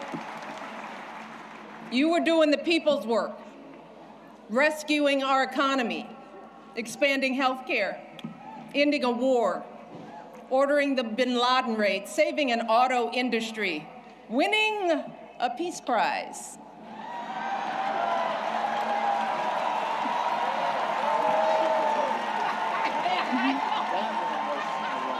Keeping us safe from Ebola, regulating the banks, standing up for marriage equality, listening to science, and comforting an entire nation in the face of unspeakable tragedies. And you did it all with such grace and class and cool that you made the hardest job in the world look like a walk in this beautiful park. Your mother, Toot, Gramps, you are a tribute to their love. They are up there grinning and hugging today because you never forgot who you are and where you came from. Single mother, working hard to get by and get an education and show her son the world. Grandparents who didn't have much, but they had the perfect recipe to nurture your flame. You never forgot the folks in the union halls and church basements here in Chicago, where you first put your ideals to this test. You never forgot all the voters you registered and students you taught and neighbors you organized. You never fell for the temptation of a quick fix or an easy payday. You never changed from that idealistic summer associate who showed up on that rainy day when we first met without an umbrella. You always gave us the very best within you. And in doing so, you reminded the rest of us that we could too. Barack, there are no words to express how proud I am of the way you showed up and continue to show up every single day. It has been an honor to be by your side. You have made me a better person and have given us all an example that we should strive to emulate. And I hope you know, there is truly no higher calling than that. All right, to all of you joining us today, our invited guests, and everyone listening and watching from afar. The Obama Presidential Center was created as a beacon of hope, a monument to our unshakable values, the ones my husband has exemplified his entire life: equality, empathy, honesty, inclusion, fairness. And especially during these anxious and divisive times, it is so important that we remember that those values are not unique to my husband. They are the same ones that your husbands and wives, your parents and children, your friends and neighbors exhibit and pass on. Every single day, millions of people in this country wake up doing their very best to live decent and purposeful lives. Yeah, we're all tested in one way or another. And there are plenty of times we all fall short. But deep down in our hearts and souls, we all know right from wrong. We know selflessness from greed, righteousness from injustice. We understand that we all rise and fall together, that every last one of us is an invaluable contributor to the greatness of America. And I'm talking about the workers living paycheck to paycheck, hoping to give their kids a better future. The teachers using their own money to take their students on field trips. The business owners struggling to meet payroll but refusing to close their doors. All those folks sweating over stoves to provide meals for their communities. Folks shivering in the freezing cold to deliver our packages, picking up trash to keep our parks clean, volunteers dedicating their weekends to coaching t-ball or directing the church choir or mentoring a child. That's where the truth of this country lies. Not in grabbing as much as we can get for ourselves or knocking folks down to prop ourselves up, but in the overwhelming goodness, the relentless striving, the quiet dignity that is inside all of us. Our greatest hope is that this center can reflect back just a fraction of that light, that it can capture the beauty of who we all are, no matter what we look like, or where we come from, or how much money we earn, or how we pray, or vote, or speak, or love. It's why during our administration, we threw open the White House doors to all sorts of folks who don't usually get to meet the president or first lady. The families pinching pennies to send their first child to college. The teenagers who know that a hot afternoon means the bullets start flying. The military spouses and children serving and sacrificing just like their loved ones in uniform. The Native kids showing us that resilience and pride can never be stolen. The 4-H'ers and FFA members with calluses on their hands from feeding livestock. The immigrants proving what it truly means to be a dreamer. These folks aren't Americans too. They are America. They are the beating heart of this country. They are us and we are them. And to ignore this simple truth, to refuse to respect the contributions and experiences of people who aren't exactly like us, y'all, puts us all at risk. Failing to see the humanity in all people puts us all on a slippery slope. And once that slide starts, there's no telling where it stops.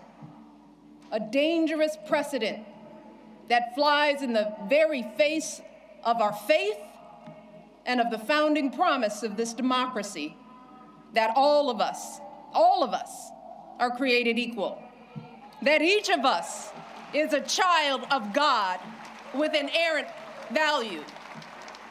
And no one, and I mean no one, has the right to sit in judgment of who's American enough.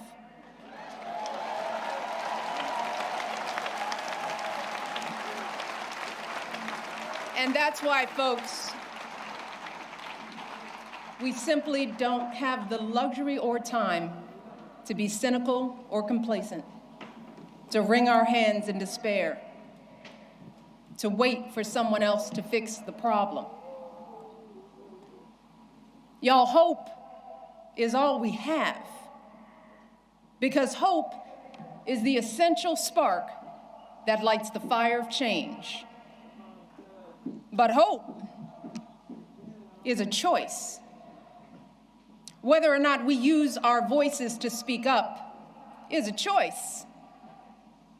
Voting is a choice. Being a decent human being is a choice. Believing that we still hold the power to build a country that reflects us all is a choice. The Obama Presidential Center is a living testament to the power of choice, y'all. The historic example that millions of you gave the world about what this imperfect democracy has strived for and achieved. and an urgent call to go out there and do it again. So I hope that when you walk through this campus and bring your children here, you are reminded of the power of choice and the steady work of change. The arduous, unglamorous march up that mountain, one foot after another, day after day, generation after generation.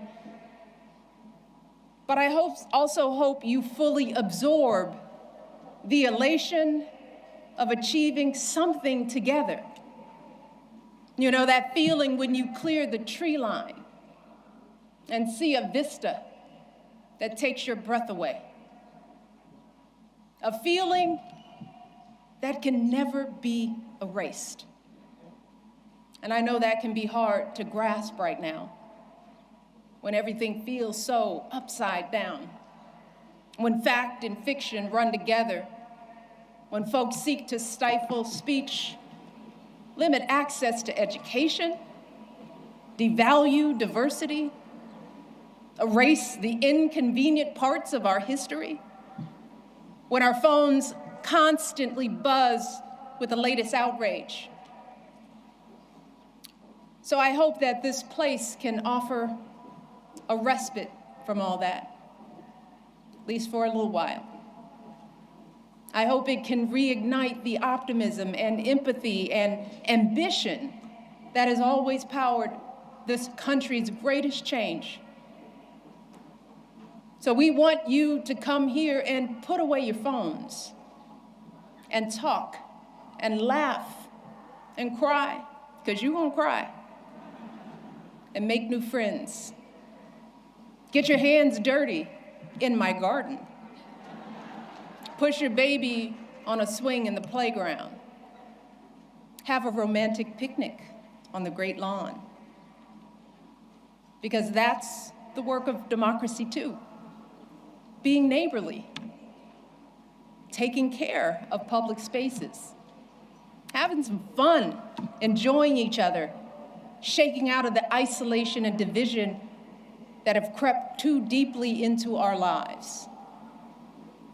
And to my fellow Southsiders, I want you all to make this campus a part of your lives. Be inspired by the world-class art. Check out the books from our beautiful public library and bring them back on time. Drop some beats in the recording studio, hit some corner threes at home court, hold birthday parties, jumpstart clothing drives, host citywide cleanup days here. Use this campus to show off this place we call home. This joyful place where Marion and Fraser Robinson taught their two kids to dream big. This hopeful place where an unknown guy with an unknown name took flight. This stubbornly optimistic place where family after family scrapes and claws and laughs and dances their way to a better tomorrow. That's what this has always been about. Barack and I have always said that this center is grounded in our stories, but it has never been about us. It's never been for us.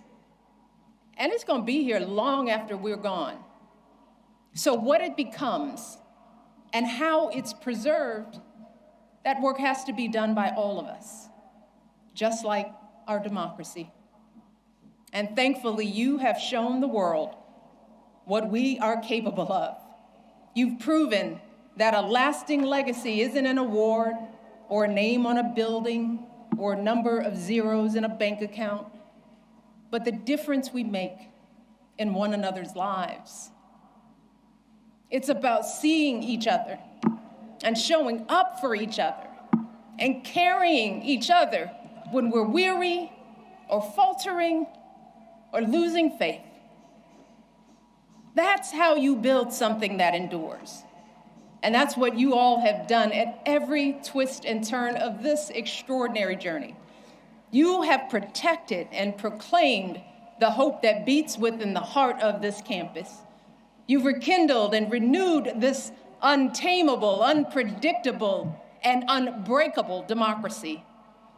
And I know that you all are going to astonish us even more in the months and years ahead, because you all have proven beyond a shadow of a doubt that when we truly see each other, when we strive to bring out the best in ourselves and one another, oh, there is no limit to how high we can go.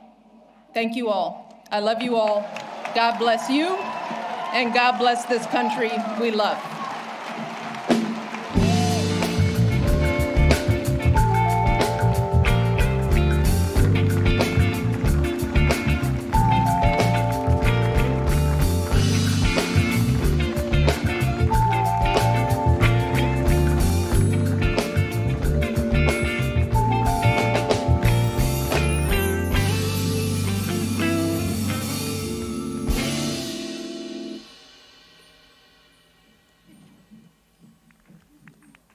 Wow, my girl.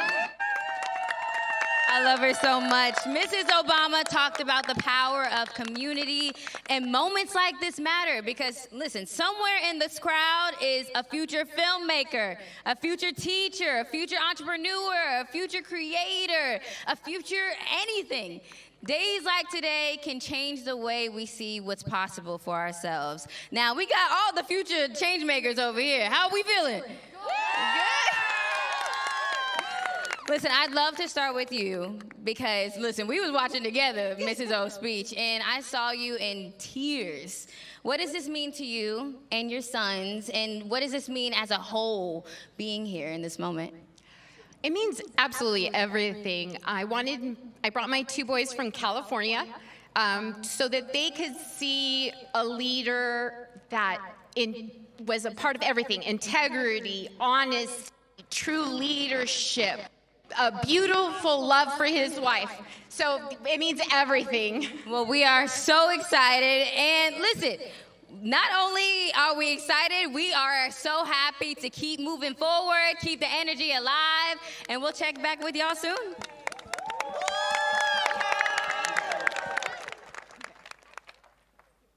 One stage, one world. That spirit comes to life on this campus and through our next artists. Please welcome Rock and Roll Hall of Famers, U2's Bono and the Edge, joined by Jackknife Lee.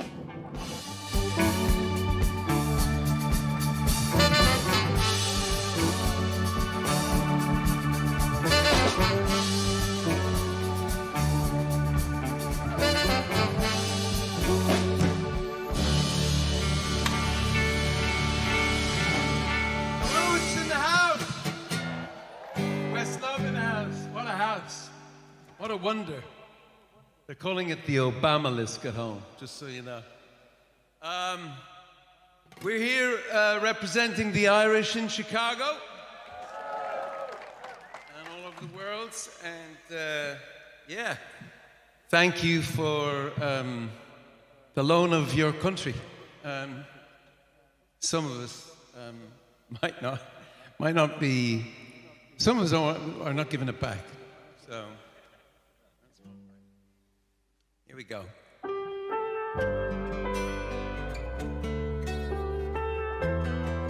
Some of us feel your country belongs to us, which is mad but true. I mean, like all of us. And in some mythological way, you know that's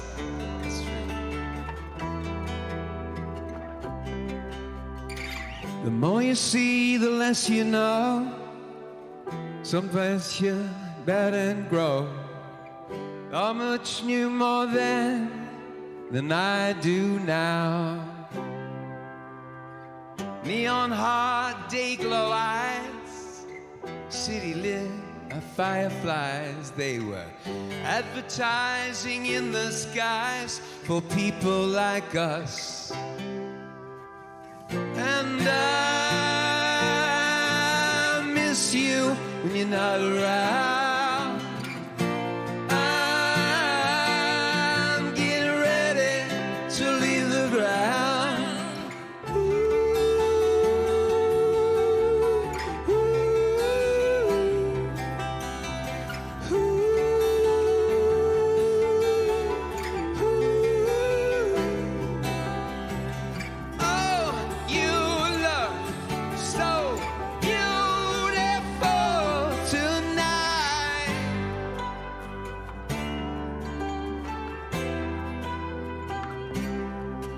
your city of blinding lights. Don't look before you laugh. Look ugly in a photograph. Flash bulbs, purple irises the camera can't see. We watch you walk unafraid, watched you in the clothes you make. Can you see the beauty inside of me? What happened to the beauty I had inside of me? And I miss you when you're not around. I'm getting ready to leave the ground.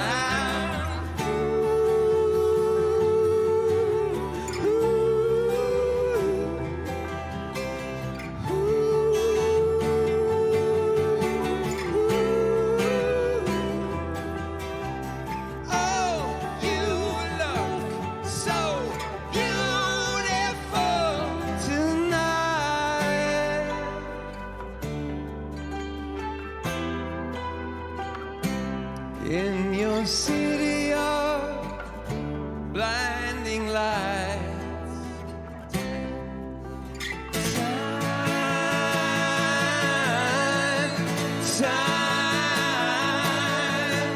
time. Oh, leave me as I am. Time won't take the promise from this land. Oh, you look so beautiful tonight. Oh, you look so beautiful, Michelle.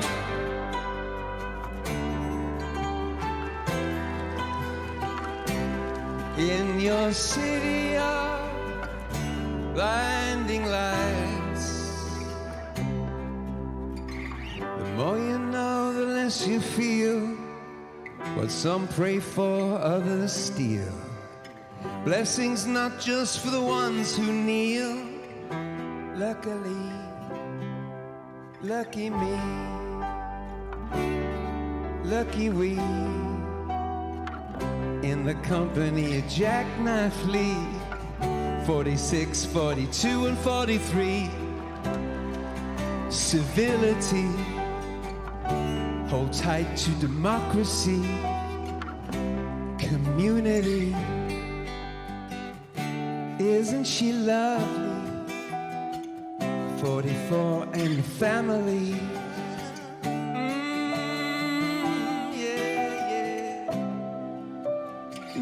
Michelle, my belle.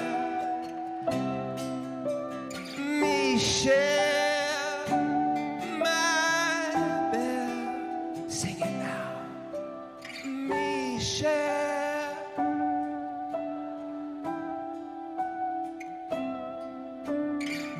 Michelle, my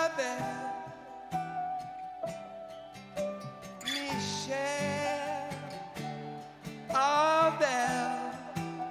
Don't touch my wife. Michelle.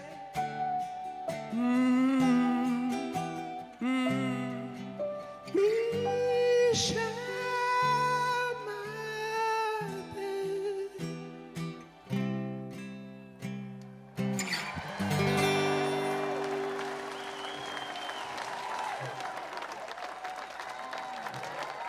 Please welcome Nigerian music sensation, Thames.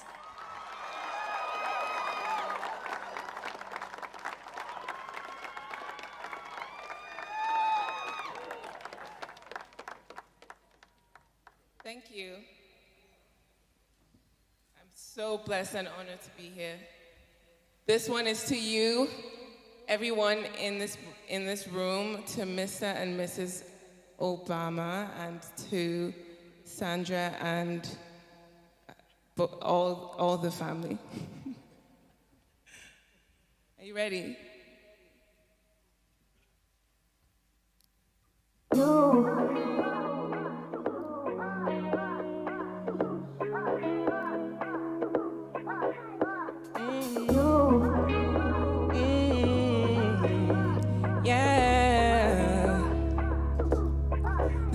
is my decision.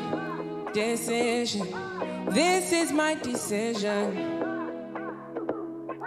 I don't think you listen. You listen. I don't think you listen. For me to come out, it must mean I'm at the door. It must mean I'm not the same. It must mean I'm on your case. For me to come out, it means that I'm at the door. I wanna show you my world. Give me one break, I need faith. Faith to believe you, faith to receive you. Give me something I'm lacking. I don't need nothing. You are my everything. Oh yeah, only me and you. Only me and you. Only me and you.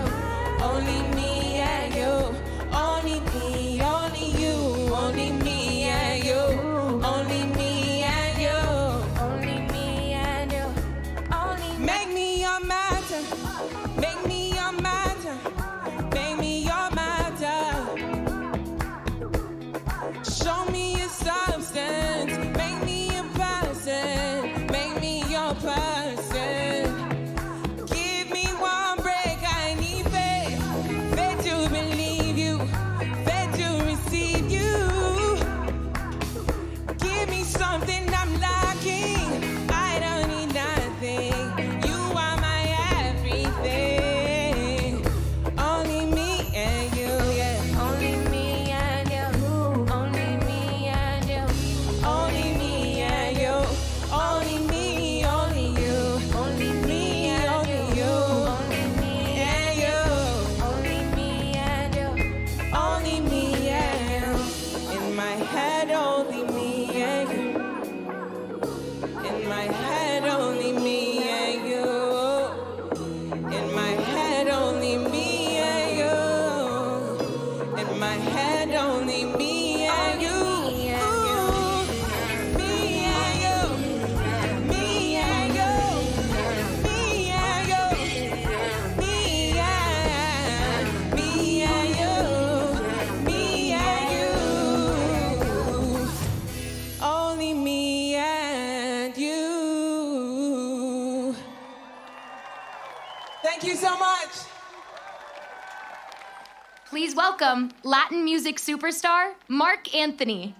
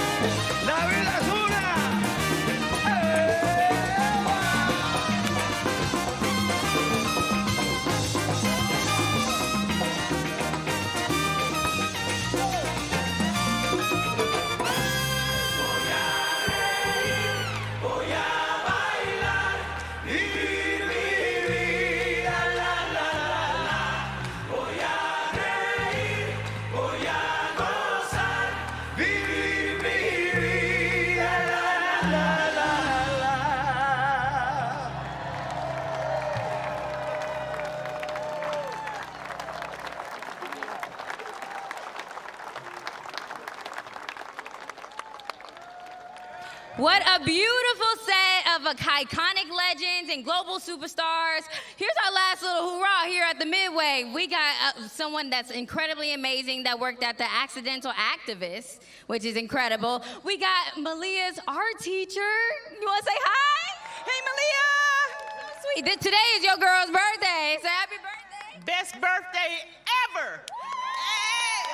And I miss you. I miss you guys. I miss you guys. I miss you. We miss you. With President Obama, dog. We want to keep. Yeah, we want to make sure that. Bring him. Thanks, Michelle. What do you have to say, sir? Oh yeah, you want to. That part. Okay. Yep. Okay, and tell us what you did. So my name is Jasmine, and I worked on the first presidential campaign. So it was amazing. We got some incredible people out here. It's been so amazing. What is this for you guys? Like, it's been just a whirlwind of iconic people and beautiful sets, and I'm just so happy. I'm happy to be here. Listen, I double dutched. I learned how to double dutch for the first time. My homeschool self finally learned. And listen, we are excited. This has been so incredible. Thank you to the Midway. Keep your energy up. There's still more to come, and I'll see y'all over there.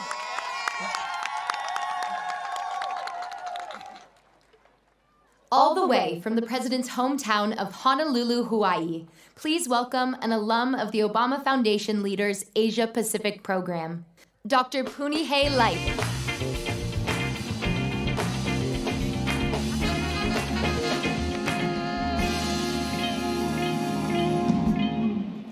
Aloha. Aloha. Where I come from, to introduce someone means we have pilina, a connection. If this man walked into my home, my children would call him uncle, because we are both Keikio Ka'aina, children of Hawaii. We have been nourished by her lands, kissed by her rains, and inherited a kuleana, a sacred responsibility to care for those we will never meet. To introduce him today is not just to talk about who he is, but to share what he invites out of each of us. He invites and we respond. And in our culture, that reciprocal exchange is aloha. His call to build a space of new possibilities invited me to look deep into my own ancestral wisdom, pointing me toward the a'ali'i, a native plant renowned for its versatility and tenacity. Our people say, he a'ali'i ku makani mayau au he makani nāna e kula'i. I am a wind-withstanding a'ali'i. No gale can topple me over. You see, the a'ali'i thrives by being deeply rooted, resilient through storm and drought, and fiercely responsive. That is what yes, we can means to my indigenous heart. It demands that we remain unshakably rooted in truth, resilient through trial, and so responsive that just as this plant yields its leaves for medicine, its blooms for beauty, and its timber for protection, we become the healing, the vibrance, and the shelter needed by our communities and by Grandmother Earth. Brothers and sisters, let us rise to honor that collective responsibility. Stand with me, people. And now, from the shores of his youth to the city that rose with him, Chicago, please help me welcome President Barack Obama.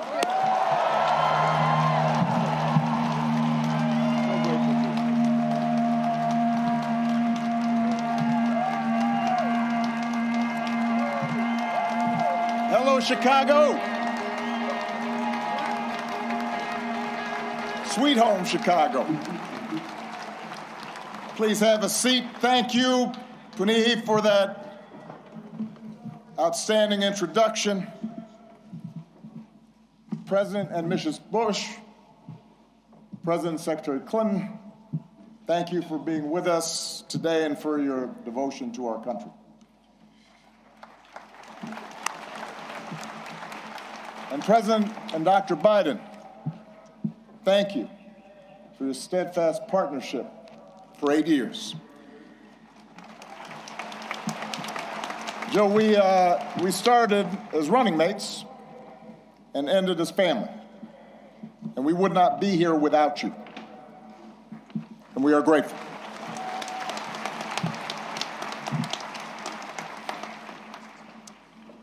To our amazing foundation staff and our amazing board, to Governor Pritzker, Mayor Johnson, thank you for making this center possible. To congressional leaders and foreign dignitaries who've made the trip, I cherish our partnership together and all we got accomplished together. Thank you.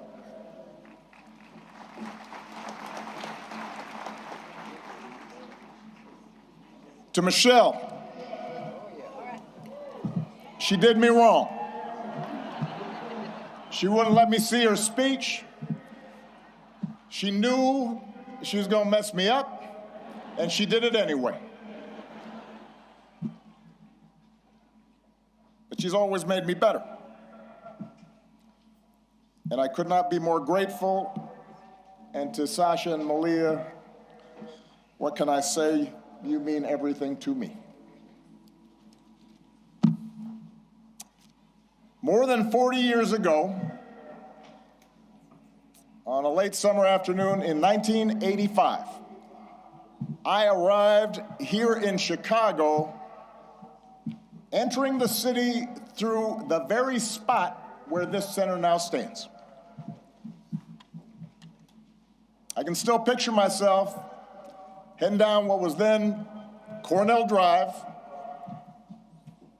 in a janky used car that I'd bought in New York, with all my worldly possessions stuffed in the trunk and the back seat, so I really couldn't see out of the rearview mirror, and I was a safety hazard.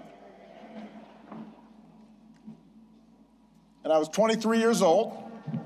I'd just been hired by a group of churches on the South Side to help organize a part of the city that had been battered by steel plant closings and chronic neglect.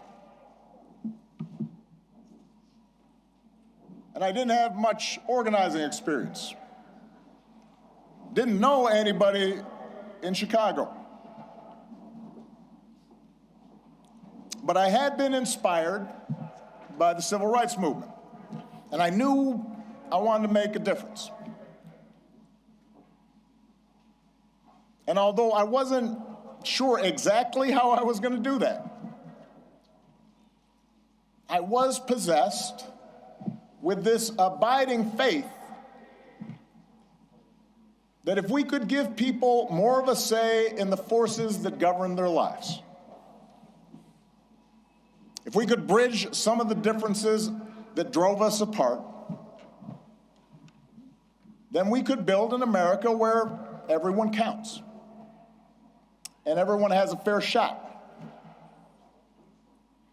and everyone belongs. Even a mixed-race kid with a weird backstory and a name nobody could pronounce.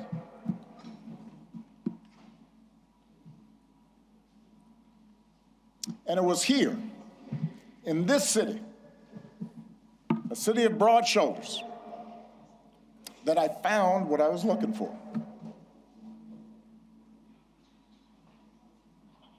Day by day, block by block, I got to know the people who lived here, their hopes, their dreams, their tragedies and their triumphs. I witnessed their resilience in the face of hardship and the quiet heroism of a single mom raising her kids and sending them to college on a secretary's salary, or the priest electing to stay in the city and open his doors to at-risk youth, even as most of his flock had fled to the suburbs. I learned that leadership has less to do with titles or rank or chasing attention than with helping others find their voice reaching their potential, and sitting around people's kitchen tables or on their back porches, spending time in church basements, in barbershops. I was reminded that everyone has a story to tell if you just care to listen. Sacred stories, full of courage and humor and grace. And that each of those stories in some way connected to my own. In other words, I found my purpose here, and I fortified my faith here, and I found my community here. Friendships that would last a lifetime. And I found a girl from the South Side who has been my greatest blessing. Michelle and I, our wedding reception was over at South Shore Cultural Center. You could walk from here. Our daughters were born right down the street. This is where we bought our first home. This is where our kids took their first steps. This is where I launched my candidacy for the Illinois State Senate over at the Ramada Inn on Lakeshore Drive, serving pretzels and soda, embarking on the path that ultimately and improbably led to this day.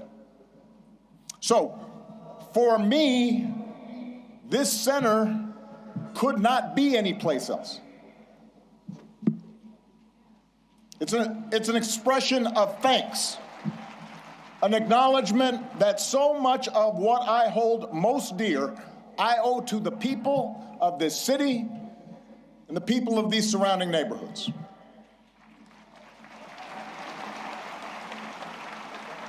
And it's why we designed the center not to be some lifeless mausoleum. I am too young for that.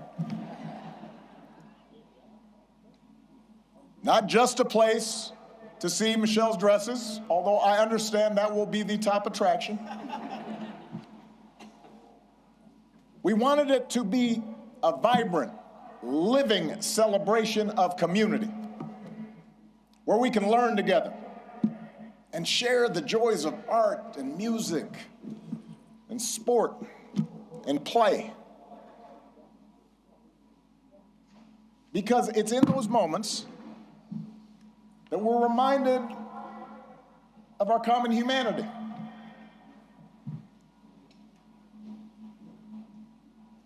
And strengthen the bonds of trust that not only make our lives richer, but make our democracy stronger.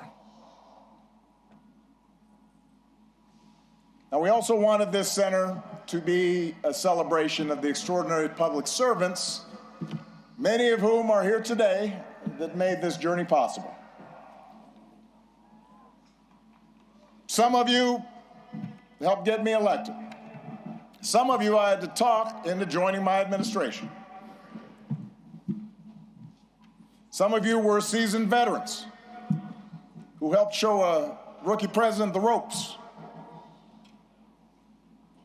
But a lot of you were younger than I was when I first drove into this city. And we're all a bit older now. Many of you have children of your own, even grandchildren. But the passage of time has only deepened my admiration for your talent and your dedication and your skill. It's only deepened my gratitude for how much you and your families sacrificed to make this country better. So when you visit this center today or in days to come, I hope you see yourselves and your hard work reflected in every exhibit. And I hope you take pride in what we accomplished together. You made that happen.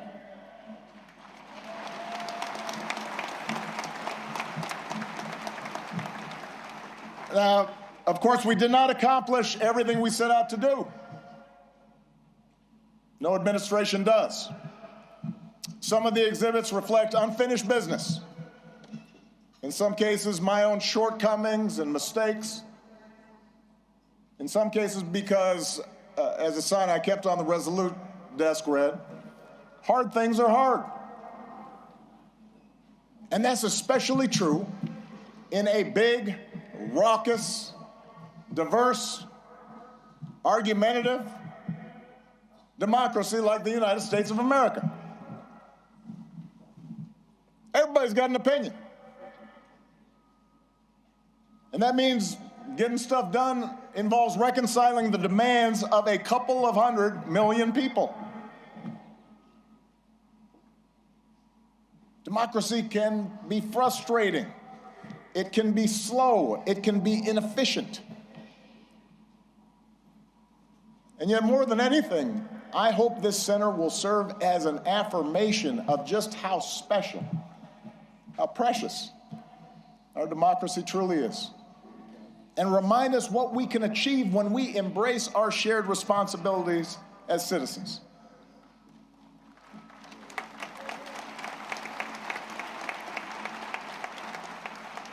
And since we're a few weeks away from America's 250th birthday, it is worth remembering just how radical the whole idea of self-government really was back in 1776.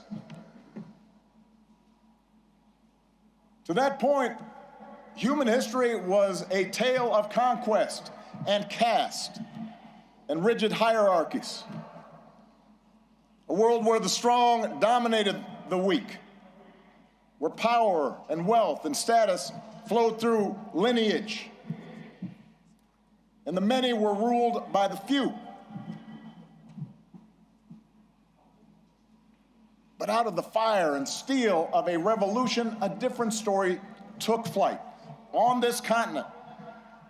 A declaration that we are all created equal, endowed by our Creator with certain unalienable rights, and that in the newly independent United States, there will be no kings or lords, no serfs or subjects, but only citizens, each of us free to pursue our own version of happiness and able to determine our collective fate through an elected representative government. It had not been done. And because it hadn't been done before, the success of this experiment was never a given. In forming our union, the founders fell terribly short of the Declaration's promise, leaving slavery intact, allowing states to restrict the franchise to white men who own property. But in drafting a Constitution and a Bill of Rights, they did have the foresight, the genius, to provide us with a framework that allows each generation to make our union more perfect. And over more than 2 centuries, through petitions and protests, marches and strikes, moral appeals from the pulpit, and conversations at the family dinner table, men and women from all walks of life, of every color, every faith, every region, took up the cause of democracy and made it their own, until we, the people, came to include not just some of us, but all of us.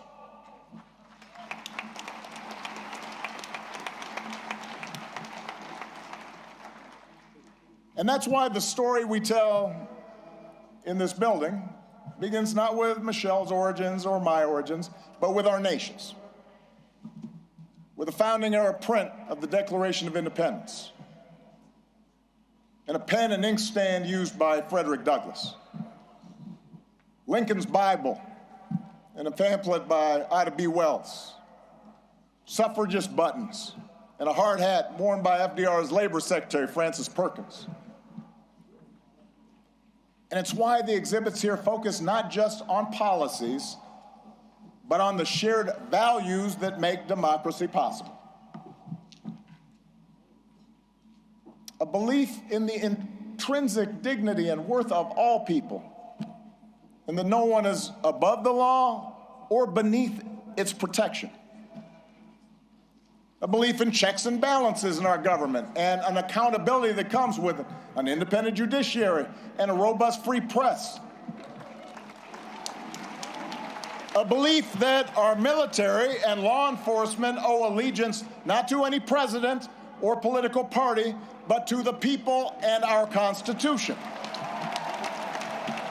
A belief in the peaceful transfer of power after the people have spoken in fair and free elections, recognizing that in a large, complicated society like ours, no group or faction gets its way 100% of the time. And a belief that qualities of character, honesty, integrity, kindness, compassion, a sense of duty, and honor, those things matter in our public dealings, just as they do in our private lives.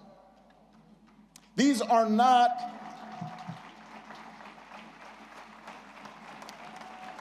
these are the values and traditions I believe in. And they are not Republican or Democratic values. They're American values we can all share, regardless of party. Values every president here today, as different as we are, has tried our best to uphold. Values that John McCain and Mitt Romney believed in no less than I did. It is our greatest inheritance, the story of America at its best, because it reflects a basic faith in the decency of our fellow citizens and the possibility that, despite all of our differences, we can see each other and understand one another and make common cause together.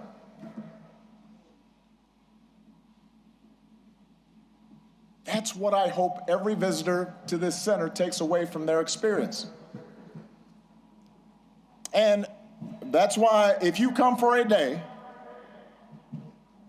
and you don't have time to see everything, I would urge you to skip the clips of my speeches. You have heard them all before.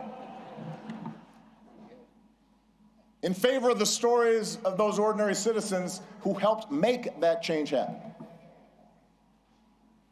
The cancer survivor who feared rising premiums would force her out of her home and was brave enough to speak out about it. She's why we pushed so hard for healthcare reform. The small business owner trying to keep the lights on. The teenage girl who told me she was worried her dad might lose his job in the auto crisis. They're why we focus so relentlessly on pulling our economy back from the Great Recession. The wounded warrior overcoming debilitating injuries. The gay Air Force major serving her country even when forced to hide who she was. They're why we worked to end Don't Ask, Don't Tell and care for those who've worn our country's uniform and do right by our military families. It's their voices that led to our successes. And while going through the exhibits, I'd also ask you to listen to the voices of people around the world who've been inspired by American ideals. Yes, America has made its share of foreign policy mistakes. Our actions have not always matched our rhetoric. We've learned that we can't solve every conflict or stop every atrocity around the globe, but at our best, the United States has been an undeniable force for good in the world. And what I heard on every continent as president is that when American foreign policy lives up to our highest ideals, when we champion human rights and democracy and the sound stewardship of our planet, when we take the lead in eradicating disease and feeding the hungry and educating children, when we encourage cooperation between nations, instead of trying to dominate and bully and squeeze every advantage just because we can, And most of all, when we show through our example here at home that even a country as big and diverse as ours can make democracy work, it turns out all nations, including ours, become more prosperous and secure. And the world gets a little bit brighter.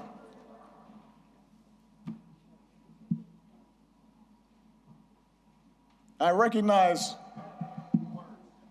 it's been almost a decade since I left office. In that time, we have lived through more war and a terrible pandemic, economic disruptions, mass protests, backlash against mass protests, political conflicts that have shaken the very foundation of our democracy. We've witnessed a technological revolution that promises remarkable discoveries, could revolutionize medicine, but is also accelerating inequality, that puts all the world's information in the palm of our hands, but somehow makes it harder for us to tell a truth from a lie, that connects us instantly like never before, even as it makes us more distrustful and more withdrawn and more fearful and more isolated from each other. It's a lot. For millions of people in this country and around the world, the future feels uncertain, the ground unstable beneath our feet. And as algorithms keep feeding us a steady stream of distraction and outrage, as only the loudest, most extreme voices get attention, fanning our prejudices, appealing to our basest, most tribal instincts, it's tempting to give in to cynicism and even despair, to stop trying. We start thinking that appeals to democracy and civic participation are corny and old-fashioned and boring and naive. That the very idea of working on behalf of the common good is a sucker's bet. And that in order for us to win, somebody else has got to lose. I get it. I am not immune to anger or doubt. But I do know this. When we lose faith in each other, when we stop believing that voting matters, that citizenship matters, that our collective voices matter, that how we treat each other no longer matters, then we give away our power to decide our own futures. We open the door to the most ruthless, or the most careless, or the most fearful among us, who see some groups and some people as more equal than others, and see government as nothing more than a way to divvy up the spoils and punish enemies and keep those who are different in their place.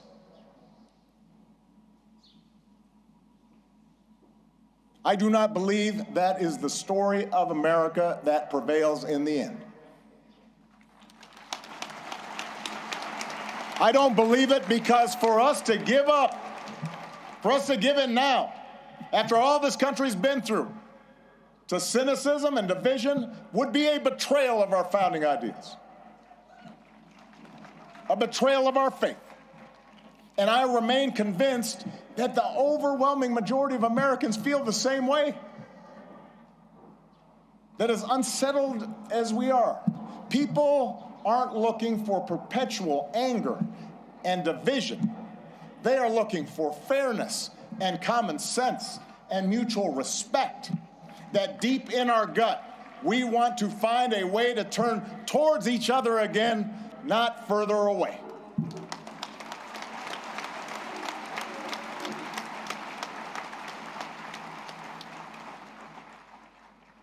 I believe this because I've seen it all across our country. In cities that have worked together to reclaim their streets from crime, in rural communities that have rebuilt their economy, in businesses that are finding new ways to make housing affordable,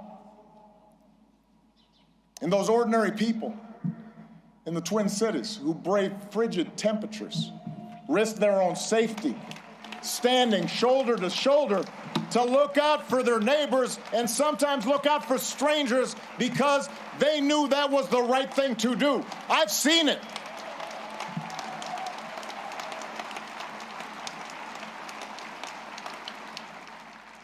And I've seen it in a new generation of leaders here and around the world, like Punihya and Addison. Leaders who are determined to make our governments and our economies and our societies work for everyone. Obama Foundation leaders like Hannah, a Food Corps member from rural Ohio who's helping ensure every child has access to at least one nourishing meal. Or George, an entrepreneur whose nonprofit helps get unused, unexpired medicine, often at no cost, to people who need it. Or Zuzana, a human rights lawyer in Poland, who's won more than 30 landmark cases. There are thousands, tens of thousands, hundreds of thousands of these young people out there making a difference right now. And this center is devoted to lifting up their stories, giving them the tools and support they need to expand their impact. For while our work is nonpartisan, we are not values neutral. We have a point of view.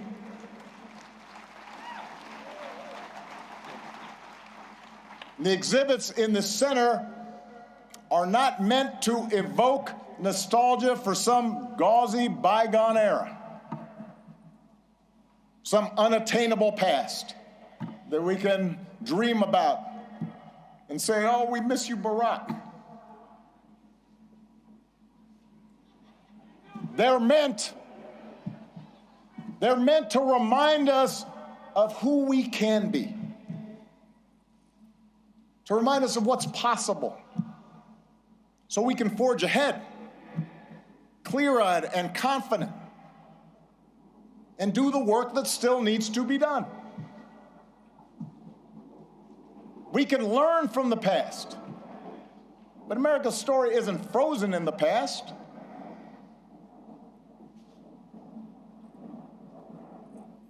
It has chapters yet to be written, not by one person or a few people, not by Barack and Michelle, or anybody with a fancy title or a high office, but by all of us. You know, one of the things a lot of presidential libraries now have in common is a replica of the Oval Office. And if you take a peek at the one inside this building, you will see some objects that carried some special meaning for me during the time that I was in office. There's a program that a friend from the South Side gave me that he had retrieved from the 1963 March on Washington. He was there. There's a Norman Rockwell painting of the Statue of Liberty with workers hanging on ropes, burnishing the torch that she holds aloft. And on the rug, you'll read words from some of America's greatest leaders, including a quote that inspired that arch that you see right there at the south end of the plaza by Martin Puryear. The arc of the moral universe is long, but it bends towards justice. And it's a quote that was often invoked by Dr. Martin Luther King Jr., but it originally comes from a Boston minister's sermon more than 170 years ago. And at the time, the abolitionist cause seemed lost. The Compromise of 1850 had made harboring fugitive slaves a crime under federal law, even in those states that had abolished slavery. And in a case that garnered national attention, a young fugitive in Boston had been seized and tried and marched to the wharf by hundreds of armed officers, where he was summarily put on a ship bound for the South, where he would remain in shackles and chains. It was a moment of profound uncertainty and despair. A moment the minister called darker than any New England had witnessed. We do not see, Reverend Theodore Parker observed, that justice is always done on earth. Many a knave is rich, sleek, and honored, while the just man is poor, hated, and in torment. I do not pretend, the preacher said, to understand the moral universe. The arc is a long one. My eye reaches but little ways. I cannot calculate the curve and complete the figure by the experience of sight. I can divine it by conscience. But from what I see, I am sure it bends towards justice. The good Reverend was under no illusions about the perils and obstacles facing the abolitionist cause.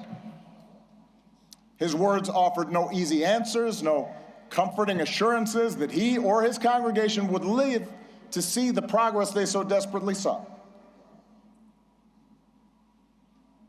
Rather, his was a declaration of faith, a defiant call, not to abandon hope or give way to fear, but to stay true to our better selves and true to one another, and to keep fighting to fulfill the promise of this nation, even in the face of cruelty and bitter disappointment, even in the face of impossible odds.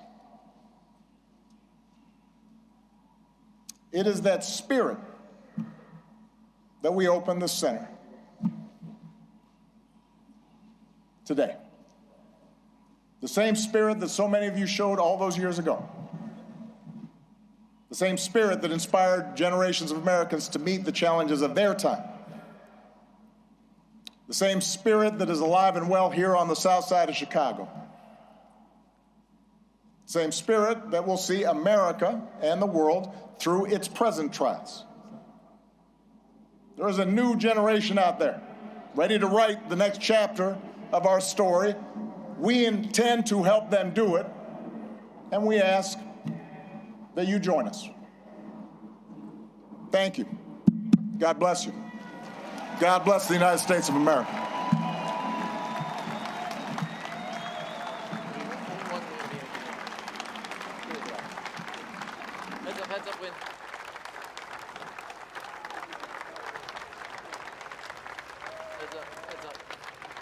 Yeah, he's not done.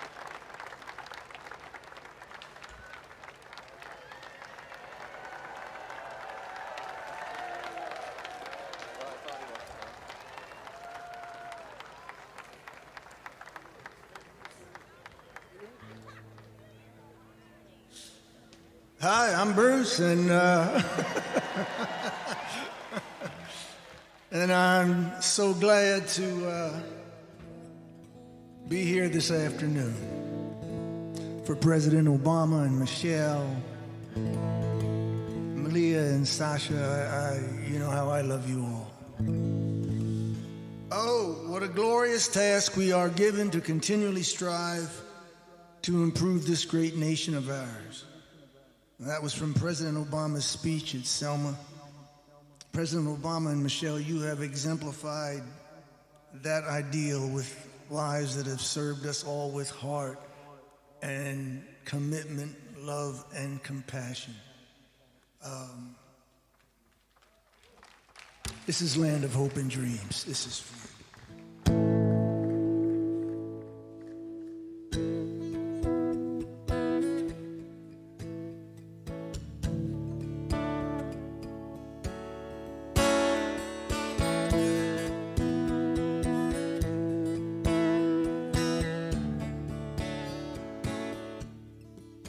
Grab your ticket and your suitcase.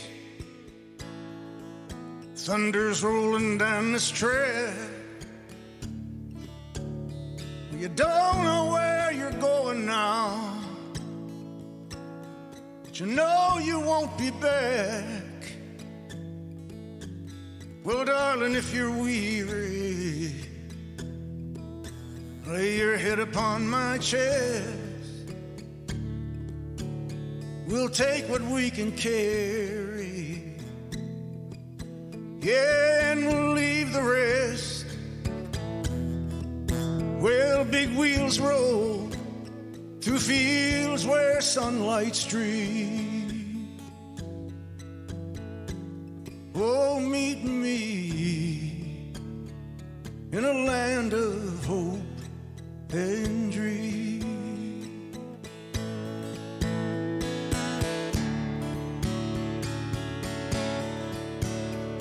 Yeah, well, I will provide for you when I'll stand by your side. You'll need a good companion now, all for this part of the ride.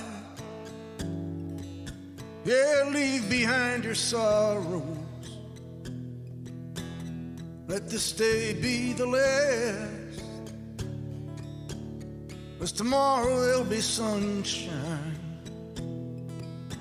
and all this darkness past.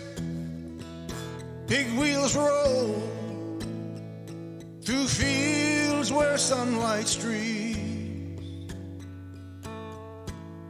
Oh, meet me in a land of hope and dreams. Well, this train carries saints and sinners. This train carries losers and winners. This train carries whores and gamblers. Oh, this train carries lost souls. I said this train, dreams will not be thwarted on this train. Faith will be rewarded on this train. Hear the steel wheels singing on this train. Bells of freedom ringing. Well, big wheels roll through fields where sunlight streams. Oh, meet me in a land of hope and dreams. Oh, meet me in a land of hope and dreams. Oh, meet me in a land of hope and dreams.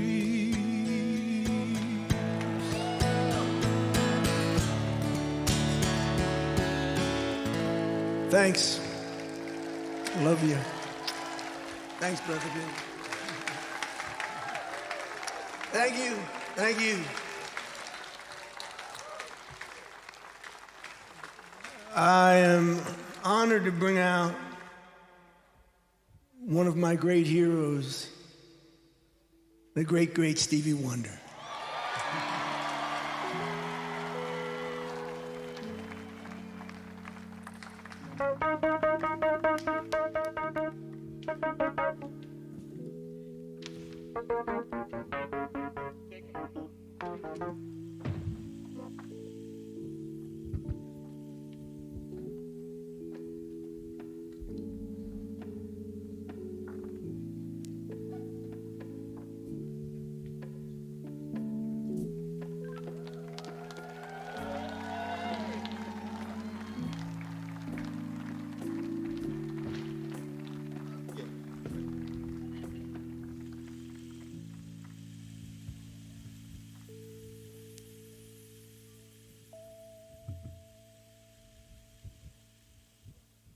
It is truly that I give all praise to God for this moment. For me, it's a perfect circle. And I will, before I leave the stage, explain to you why I say that. But right now, we're going to do some music. Are you ready? Let's get it.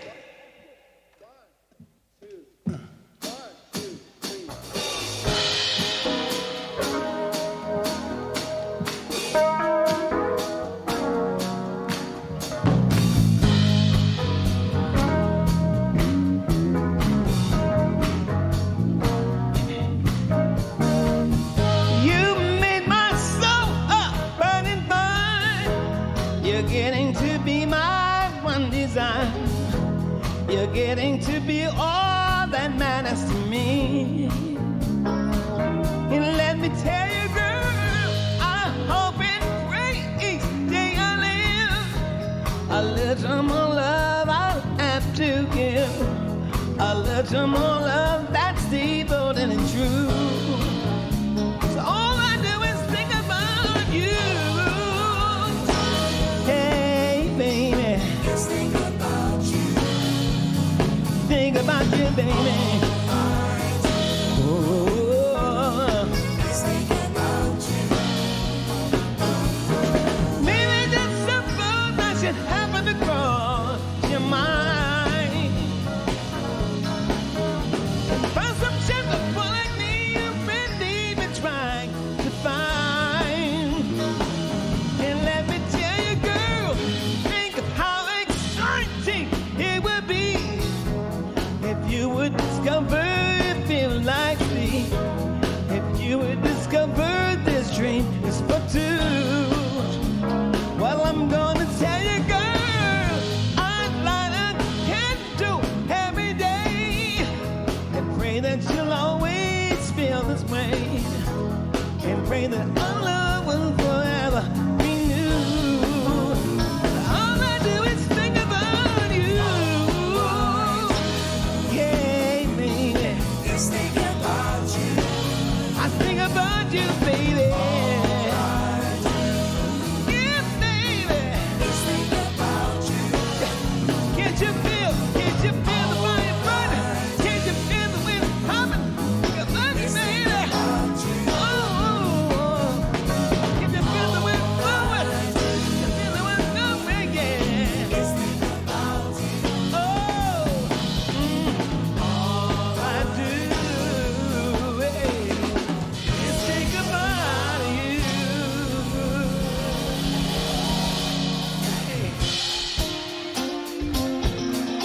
That's our song. Ha! I got full of wind, stay too long. I'm wondering if your love's still strong. Ooh, baby, here I am, signed, sealed, delivered, I'm yours. In that time I went and said goodbye. Now I'm back, not ashamed to cry. Ooh, baby, here I am, signed, sealed, delivered, I'm yours. Here I am, baby. Oh, got the music in your head. Here I am, baby. Hey, got the music in your head. Yeah. I've done a lot of foolish things that I really didn't mean. Hey, didn't I? Oh, baby. Seen a lot of things in this old world. When I touch them, they meant nothing, girl. Ooh, baby. Here I am, signed, sealed, delivered, I'm yours. I'm yours. Ooh, wait, baby, it's been for so long now. That's why I know you're my only desire. Ooh, baby. Here I am, signed, sealed, delivered, I'm yours. Forever, Michelle and Barack, forever. Here I am. Yeah.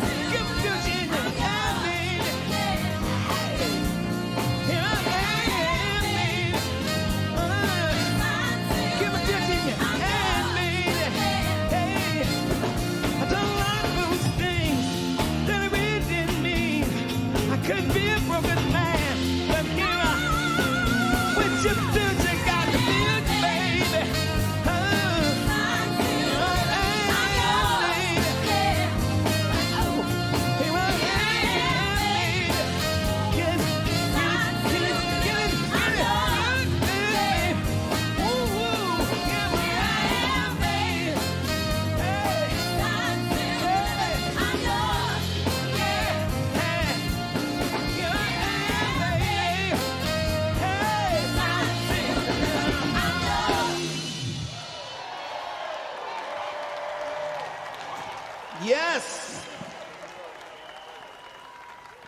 I want to share with you all something that you need to know. In 2004, I had the pleasure of having my friend Steve McKeever come to Wonderland Studios. And he'd said to me, there's someone named Barack Obama who wants to ask you to run. He asked me to have you possibly come and do a performance as he's running for senator. So I said, so bring him down. Let's do it. So he came down, it was him and Barack. I remember we sat in front of the studio in Wonderland. He was talking and we had some words to say. I think he was saying, let me try to get Michelle on the phone. It never happened, I don't know. But we were talking and we kept talking and he said, yeah, I would love for you to come. I said, it would be my joy to come to support you. I said, but you know what?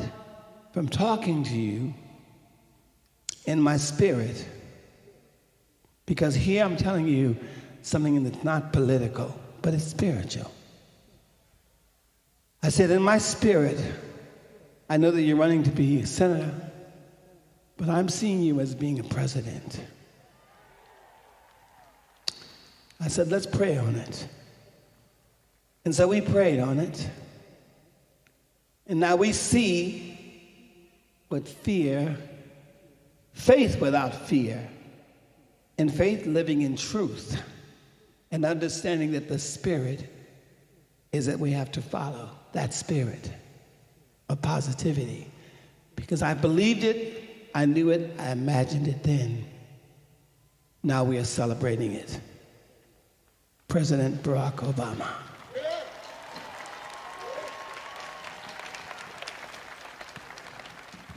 So I want you to remember, all of you, never let fear put your dreams to sleep. Never. I have Jennifer Hudson, Christina Aguilera, John Legend, Eddie Vedder, Bruce Springsteen, in common. They're coming out with me. We're gonna do this thing. Are y'all ready? Yes, sir. I don't care where you are in the world. Roots is gonna be a part of this too. I don't care where you are, any part of this is a celebration. Because I knew, and we knew in the spirit, that positivity was going to win. Are y'all ready? Yeah. Are y'all ready?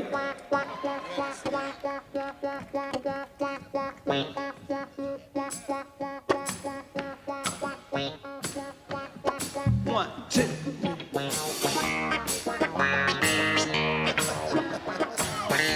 Everybody put your hands.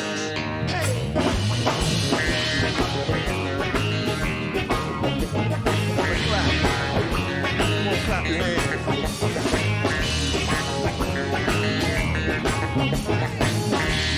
Obama sent a celebration. Keep on flying.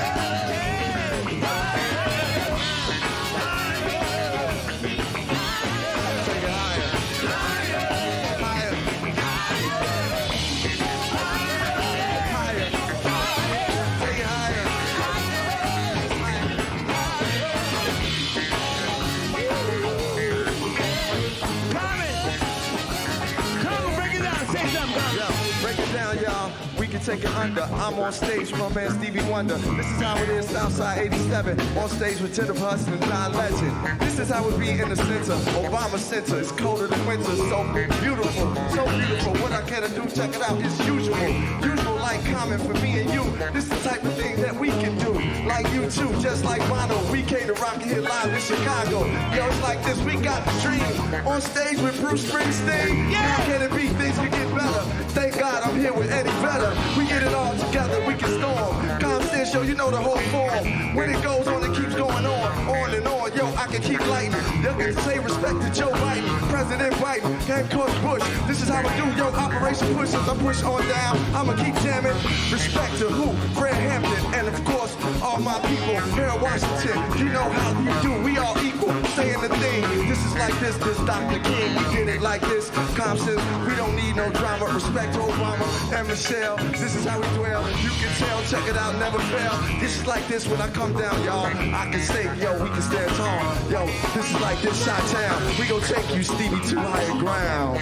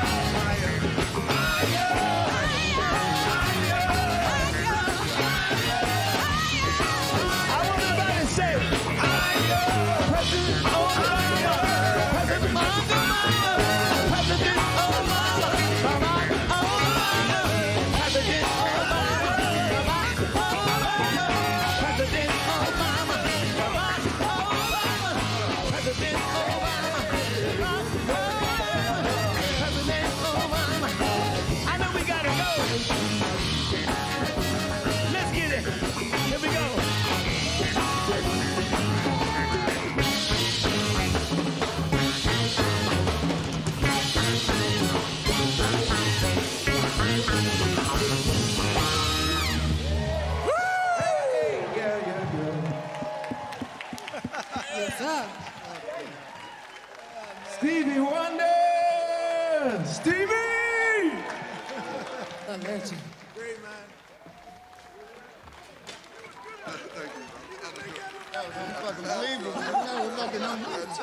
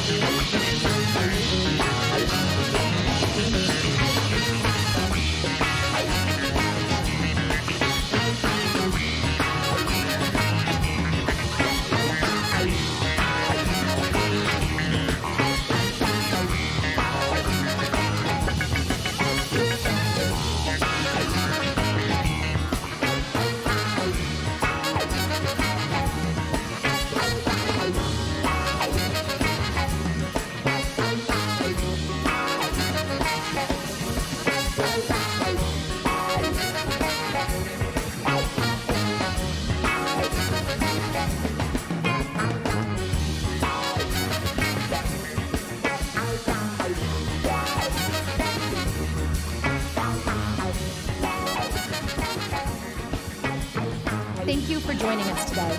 Follow us, stay connected, and get your tickets to the Obama Presidential Center.